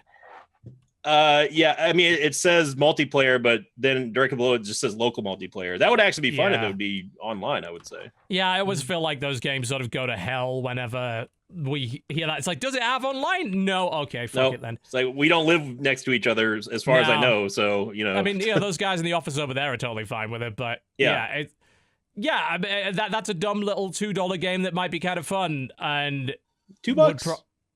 And like, I guess if you had people nearby, sure, why not? But not having that multiplayer aspect is a bit of a pain in the dick. It looks absolutely bonkers. That's what I love about it. Every game in this list that has a name where I'm like, that sounds like it might be interesting, I put it in and then look at the pictures and I'm like, nope. Dodger, how did you miss Cat Quest? Where's Cat Quest? It doesn't look like a game there it is. I would actually enjoy. Oh, okay. I didn't look it up. I'm just looking at the list. I don't want my free heart demo to be you can broken. check out though if you want. It's an open world RPG with your awesome world of... It actually looks like they put some work into this, by the way. This doesn't look like it's actually a joke. Now I have to search for it. Yeah, as dumb a name as that is, this actually looks like a real game and actually doesn't look too bad at all. So might be worth a look. There's a free demo of it. This is the annoying thing about this, because like you've got a list of 150 stupid names, and you can't tell which of them might actually be worth your time. That's and literally which what I was gonna say. Is all of the ones that have a cool name, I look at and I'm like, end up being shit. But I just know that some of these ones that are like Time Battle 8. If I looked, I'd go, whoa, that looks dope. Yeah. They made Visit Meowsing Locales. Which, screw anyone that says anything like that, but, Graceful Explosion Machine's out this week, which, if I recall correctly, was on Switch, which is a pretty cool shooter. You've got a quad weapon array, and the art style's kind of neat. I looked at this on Switch, and it looked like it might be worth a gander. It's on PC now as well, so there's a thing. On August 9th, a game called Fictorum is coming out. It looks kind of cool. You play like a wizard. You like run around blowing shit up. I remember when this segment, like, you guys only had like 10 games to talk about. It was so much easier back then. It was. But this looks neat. I wouldn't. It looks complete as well. I expected this to be an early access thing, but this looks actually fucking great. Yeah, I think we saw a trailer for this a couple of weeks ago and thought it looked awesome. I'm hoping that it is as awesome as it looks. Because, like, they had the dynamic fucking wall destruction and everything. It's like, yeah. This looks, right. Yeah, this looks like serious fucking fun. I hope that it's as good as it looks. Is it? Sorry, go ahead. Is it? I guess it's not multiplayer. Oh, single player. I just saw it in the tags. It's single player only. Yeah, which is probably for the best. Because, like, it's like, Yeah. hey, let's do all the things. And it ends up just being a waste of time. There's a new version of Cinemora that's coming out. Cinemora is a really fucking cool shooter. Cinemora EX is the new version. Like, at one point you fight a giant train, because you do, and that's great. It's a really, really fun side-scroller with a really cool aesthetic. I think it's on Switch as well, which, again, do you good suplex the that. train, though? No, you don't, but you do shoot the shit out of it, which is cool enough. Let's see what else there is. What the fuck? There's a BDSM visual novel called Catgirl. Of course What? there is. What the fuck? No, I'm not going to show any more of that. I just saw the fucking thumbnail, and that's enough for me. The Thank you very thumbnail much. is enough, yeah. None Yeah, of it's let's even move in swiftly English, on. though. No, it's not. All right, I immediately regret looking this title up. You're Yeah, welcome, but, everyone. Thanks, I don't Dodger. regret it. I'm just disappointed. I don't know what they're saying. There's a new Probably version of very Crash important to the plot. Day. In Probably. 2006, there was a game called Crash Day, which was kind of neat. Which was kind of about crashing cars and weapons. They've got a whole new version of it with new features and Steam Workshop support and everything. If the price is right on that, that might be worth a look, because that was actually really fun. It's like online Twisted Metal, it looks like. Except Sort of. It's a bit more like Hot Wheels crossed with Burnout, but they slapped some weapons on there as well. Like, it is a 10-year-old game, so I don't know what they're doing with the new edition, but apparently it's going to have online multiplayer, so if the price is right, that one might be worth a look. Obviously, today we did mention that Hellblade is out. That's the major release of the day, so people are aware of that. See if there's anything else in here that sort of catches my eye. now I have to see what Fat Cat is. Yeah, I Fat Cat or Flat Cat? it's called Fat Cat. Of course it is. Yeah. I can't even find that. Fat Cat. It's all one word, and it is. Oh, of course it is. Yes. Oh dear. Yeah, that looks like garbage. It's the best way to describe that. Look at that. That's shit. Sudden Strike 4 Look is at coming that. out on August the 11th. I did play a little bit of the beta of that. That's if you're looking for a World War II RTS that doesn't have any base building in it, then Sudden Strike is an option for that. That's coming out in a couple of days. I'll probably be playing a bit of that. It's a bit of a shame it doesn't have base building in it, but it's also got the pause and play in the single player. So if you're like, oh, I can't deal with this RDS shit, it's too stressful, it's too hard, well, you've got the kind of pause and give orders thing, which I think makes that a lot better. So yeah, that might be worth a look. Mercury Cascade into Madness looks like a really cool, like, the UI reminds me a lot of Chrono Trigger. It's a cyberpunk RPG. Okay. Yep, I'm There's going to the- gander at that. Damn. There's this first single off of our whatever that made up band name that we came up with, Solitairica or whatever. Solitairica, Cascade into Madness. Yeah, there you Yeah. go. That's the Yeah. song It's a good title one, right yeah. there. Great. I like Yeah, it. looks a Skip wee it. bit RPG Maker, but that doesn't necessarily make it an invalid game by any stretch. Yeah, it doesn't look too bad. You're right. It does definitely give me that Chrono Trigger vibe. They use the chiller font. I can already tell that it's the chiller font in the, Oh, in for the that trailer. Kukui game? No, for the Mercury Cascade into Madness game. Oh, They- if you go look at the Kukui game, they literally The- everything is the chiller font. Of course. because why not? What's this Heroes of Civilizations thing? Okay. Strategy-based free-to-play card game. All right. I still need to look into Foxhole as well. I know that's on the list. Yeah, fucking Foxhole. I haven't got around to playing that. I've heard some really good things about that. Just been, hey, it's a sort of top-down-ish MMO World War II game, but also like all the logistics and shit, like bringing ammo up and fixing shit is things you have to do, and there's a lot of really cool shit involving that. I picked it up on when you talked about it because I thought you had already played it, but no, I haven't got around to it, but like because it is an early access, and I don't generally touch those, but it looks like it's got some real fucking amazing ideas in it. Yeah, I'll check it out today on stream. Like, a lot of it is like, you get to run the supply lines. Like, I remember one of the coolest moments I ever had in PlanetSide was we were holding a base, and in the original PlanetSide, you seem very confused, Dodger. What's up? There's a game called I Want Toilet. Okay, really yeah. gross. Let's just not. These are all ever. I'm just closing Steam. I'm done. It's for the I've best. looked at as many games as I want to. Yeah. So, the only game that I've seen that looks cool is Lobster Empire. Lobster Empire? What the fuck's that about?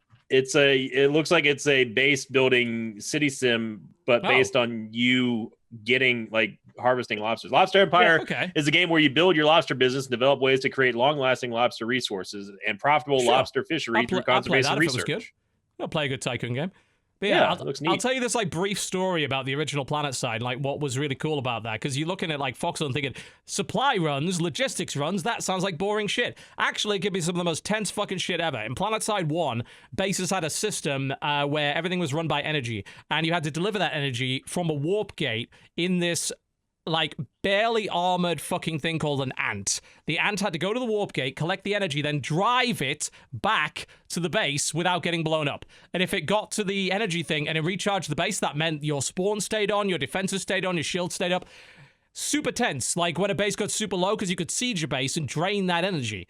And you're like, oh fuck, we need to get an ant out of here. Can we break the siege? Can we get an ant in from out continent? Can people escort it? One of the best moments I ever had in that game was driving an ant through a fucking swamp to avoid the fucking defenses and the sieged guys, because like they'll never come through the swamp because you can drown in that and it's dangerous. I drove it through the fucking swamp, snuck it in, recharged the base at the last possible moment. Amazing fucking moment. So don't tell me that logistics and fucking supply lines can't be a really cool element of a game, because they can. And if Foxhole actually has that, that sounds fucking awesome. It looks and sounds awesome. I need to. Yeah, I've heard a lot of good things about it so far. Yeah. So definitely I really want to. I think like as a group, we should get like 4 or 5 people together at least, and then go in on that, work as a squad, and see what we can do. Because I think there's possible entertainment in that. I know Mathis would be all over it. Yeah, totally. Yeah, so that's pretty much sort of our take on the release list. And honestly, like for the foreseeable future, I think that's kind of what we're gonna have to do with it. It's just like, well, maybe we'll look at it beforehand. We all like see if we can find some standouts and just look at that, because there's so much shit in there. I really want to do a better job of highlighting interesting stuff, and it can be really hard to do sight unseen. It's unrealistic to expect you to look at every single one. I know chat can't see so it, but there's junk. It's pages of games. I can't believe that. That's just. It's been like that for a while. Yeah, it really has. Like, we collate the Giant Bomb release list with the Steam list, and that's how we do it now. Like, before that, we weren't doing it properly, but we fixed that. And it's like, well, there's about 100, like 150, 200 games. Yeah. And a lot of it, I mean, there's shit like Adventures of Cock. Like, no, fuck off. Just fuck off. Party that with I Want Toilet, and you got yourself a party right there. You got junk. No. Yeah. Nope. No. It's already gotten too much press. We can do a better job. Like, as, you know, we're a popular podcast. We can be tastemakers. We can help distinguish this crap from the stuff that's worth looking at. And I want to do a better job at that. I really fucking do. So we'll keep thinking about ways to do that. We'll determine which is the cream of the crop. Yeah. Oh, God. It had to come back to that. Is the cream of the crop real, or isn't it? Like, I don't know. Callbacks. It's the staple yes, of indeed. comedy. Callbacks to the start of the show. Everyone's mad on Twitter. Hi, Jesse. Hi. Yeah, I mean, that's pretty much us done with the Corruptional Podcast today. Thank you very much for watching. We didn't even talk about the International, the fact they had a real-life donkey. What? There was. They brought a real life donkey in the intro segment, dressed up as the Great. courier. Real life donkey. I missed that completely. You got to go watch it, man.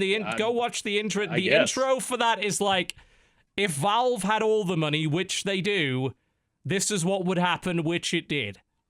And it's like, I am very happy. You know, and it's a real donkey, not a fake one like VG Donkey, who, as I've said, is not a real donkey, and the media won't talk about it. And it pisses me off. They need to get on this shit. Why are they suppressing this? Why are they censoring this fact? How is this allowed to continue to happen? I don't know. Only you can find the answer for us, TV. Only me. Yes, it's my Find quest out on now. the next exciting episode of Dragon Ball Z. Tell us what's coming up on the next exciting episode of your channel, Dodger. What's going on? What you got? Oh God. Not bad, eh? It's convincing. I stream. I'm trying to figure out my shit with YouTube, so enjoy. I do YouTube. I have a YouTube channel. It exists. But I've been mostly streaming lately.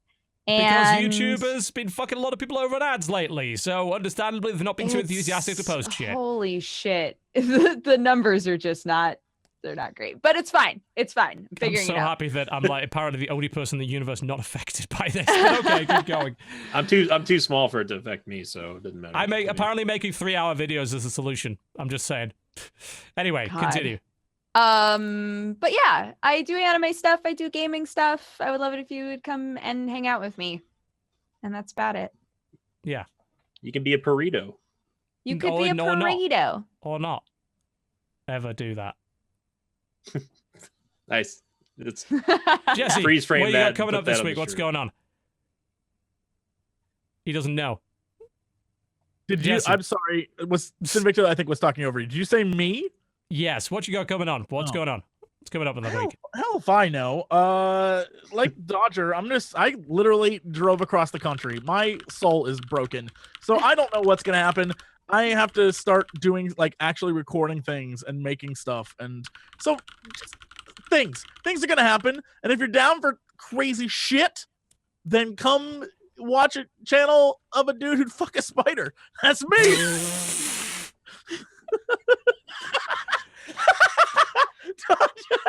That fucking marketing. I can't wait for that shirt to be released. I'd fuck a spider. Then we have to have like a sexy anime spider lady, but yeah. No, just a tiny Just fucking like visual novel, man. doot right on the back. The spider just like really crappy. Yeah, all right. Yeah, just a really Pounding shitty it. spider. Pounding it.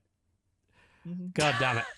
Sexy spider visual novel dating sim, do it. Like, you can make that in less than a month. It's easy. Oh, by the way, good news. Dodgy, you'll love it. Everyone else probably will too. August 24th is the release of Darkest Dungeon on iPad. Yes! Yep. That's what I'll play that game in, I think, forever now. If you wanted to torture yourself mobile, you can do it now. Well, it's the best option. Like, touchscreen is the best for that game. Yeah, I've got the Vita version, but honestly, controller for that game is suboptimal and pain in the ass. You don't need it. You don't need a Well, it's controller bad. for Like, it. you're moving through a lot of stuff. It's like, but touchscreen is ideal. Fuck yes, I'll play. Absolutely, I will. I'll just play it forever on there now. Yeah, that's great. Hopefully it'll launch with all the content. I don't see why they wouldn't. But yeah, you never know. Oh, thank God. That's a great announcement. That's good. Sinvicta, thank you very much for coming on the show today. Much appreciated. I don't appreciate the terrible Randy Savage impersonation, but I'll take what else you provided. That was good. So what do you got coming up on the channel this week? What do you stream? Where do you stream? What are you doing? Well, first off, thanks for having me. I upload daily to youtube.com/Sinvicta316. Currently playing through Season 3 of Darkest Dungeon, working on the Crimson Court. Also do Heroes of the Storm stuff with Jesse, Mathis, and all Team LE. I'll be streaming after the podcast today, doing some more Path of Exile. So if you want to see that crazy build I was talking about, head over there, twitch.tv/Sinvicta, where I stream Wednesday through Saturday, starting at 3 p.m. Central. We'll go up to 9 p.m. Central. And also, if I'm allowed to plug my band. Of course you are. Of course. Our new... This is the shilling section. Indeed. All right, Shill I need to take lessons from Krendor. But no, you can go to sinvicta.bandcamp.com if you're looking for heavy metal. We do all that kind of stuff, and we've got a new song coming up very soon. And check it out; it's all free. But if you want to pitch us a couple bucks to help pay for studio costs, then go for it. And yeah, I'm excited about the new track. I think you'll like it, TB. You like the last one, and I take that in great honor and praise for that, because I know that metal is a fickle beast sometimes. It is, but it is a wonderful, wonderful genre of music nonetheless. Speaking of metal, we're getting to the kind of final stages of planning this live metal show on Twitch. Basically, we spent the last couple of months looking into how much it would cost to run it, and what licenses and who we have to pay to not get sued. We pretty much have it done. I've got to sign a couple more agreements with a couple of different places, and we'll be doing hopefully a live metal radio show every week again, because that's how I started doing this. This is what I did when I back first, in the day. when you and I first like started talking to each other. I remember you were like, "Oh, I'm gonna go do my metal show," and I was like, "What?" Yeah. Yep. It's cool. I'm bringing it back. Like I'm tired of not doing it, because it was fucking fun and giving people an excuse and myself an excuse to listen to music. It's such a big deal. And I know that whenever I do that show, I'm so much more into listening to music. So it's kind of, going back to my old school roots as a radio host. It will be a live only show. You can't do on demand for that shit. That's literally music piracy. It's not okay. There's huge numbers of problems with that. So what we'll do is we're just going to do it live, and we're going to do reruns at times that are good for people, like people in Australia, people in Europe, etc. TV, since this is the shilling side, I'll let you know you can use any of my music for free without license. You know what's weird is that I can't. Like, I Really? still have to pay, I'm pretty sure, because you're in America, I still have to pay ASCAP licensing fees for that, even if you say that. So that's even if I'm the legal owner of the it of all doesn't the music fucking matter. stuff? I still have to pay it. That's how fucked up the fucking radio system has become over here the last 10 years. But that's insane. Yeah, it's fucking bonkers, isn't it? Yeah. But yeah, 95.5 the Weasel is becoming a real thing. It's gonna fucking happen. Flesh-riven Weasels, most likely the name of the show, just because, yeah. But yeah, hopefully next couple of weeks we'll be launching that. I kind of can't wait to do that. Really get people back into some music again. And if you've never been into metal before, the first couple of episodes will kind of be an introduction to what metal is and all what the subgenres are and what they mean, and examples of that. Good old heavy metal. Yeah, good old heavy metal, mate. 10 up to 11, right across the board, see? Why don't you just say 10 and make that louder? This goes to 11. It's going to be wonderful. Outside of that, other stuff's coming. Shoutcraft Kings returns August 13th. We doubled the prize pool, because why the fuck not? So it's $10,000 now, literally $500 a map. We have quite literally created a tournament where you could potentially win more for playing a single map in 3 minutes than you can for playing an entire online tournament, because we can. So yeah, that it's kind of thanks to those of you that bought into the fucking war chest system that Blizzard now has more money than they know what to do with, so they're just throwing it at us and saying, give more money to the players. And I'm saying, okay. They're not strapped for cash over there. No, the war chest was extremely successful for them. And I will say this is not the only thing we're going to be doing, and this will not be the only thing the war chest is funding. And I have some crazy fucking ideas, and they're coming your way. But August 13th, 8 a.m. Eastern, that is 5 a.m. on the West Coast. I know, crazy time, there'll be a rerun afterwards. That is 1 p.m. British, 2 p.m. Central European Summer Time. Yes, Sinvicta. I forgot to say one thing, because I promised that I would. What you got? Yeah, I actually have. I'm hosting I'm doing my first ever Heroes of the Storm tournament called the Forecasting Open. Oh, okay. We are registering teams for Heroes of the Storm. It's completely free. There will be prizes that we're going to be giving away, provided by myself and Blizzard as well. So if you're interested in that, go to my YouTube channel. The trailer is there. If you have a team of 5, it's on the North American server. It's going to be on August 19th. And it's going to be an all-day affair. I've got 4 casters. We're going to have an entire team, production, everything. And like I said, it's completely free, open to anybody of all skill levels. So I'd like to get 10 teams. If we can get more than that, the more the merrier. Go out to my YouTube channel and check it out. And sorry, I forgot to plug it earlier. Of course. Thank you, yeah, TB. by all means. Yeah. Outside of that, hopefully some game streams this week. I do really want to look at a couple of things. There'll probably be a Lawbreakers stream. Most likely. There's a couple of games. I still need to look at Sundered. Haven't got around to that. You know, God. That's the thing. There's so many fucking good games. You don't have to play ones that you don't like. Even though there's a bunch of garbage, there's also a bunch of really good things. So it's a beautiful cool. time we live in, where we have all these choices. It kind of is. And as I said, upcoming, we do have that Invisigun thing. The date for that is currently August the 14th. So that's the Monday. There will be an Invisigun stream of some description. We'll drag some people in, and hopefully we'll be able to test out that new spectator mode and see what people think of it and all that kind of good stuff. That'd be fun. So yeah, it will be. And there is something that I can't announce yet that will be happening over the course of that week, probably around August the 16th. Keep an eye out. Let's just say, what am I allowed to say? Because I'm NDA'd up the wazoo for this. Jesse and spiders. No, there may be spiders. Jesse will not have anything to do with it. Let's just say there'll be a lot of war. Lots and lots of war. World War III, we already know. All over the place. There'll be lots of war. Yeah. Yeah, so just keep an eye out. There'll be stuff you're interested in, I think. And hell, I think that's actually when the embargo for the expansion for XCOM 2 lifts as well, and I just got code for that. God, I'm fucking busy! God, it's a good time to be a person that likes video games. Jesus. Hell yeah, man. Really is. And metal. Really is. Yeah, indeed.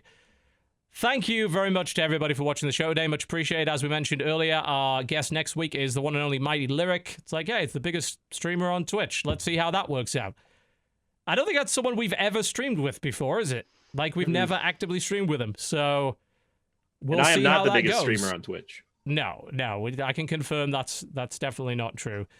It will be interesting to see how that works out, but yeah, Lyric will be on the show next week, and we'll find you some good guests every Tuesday, 3 p.m. Eastern, here on the Co-optional Podcast. Thank you very much for watching. Thanks for your support, as always. That's it. Goodbye. We'll see you next time. See ya. Bye.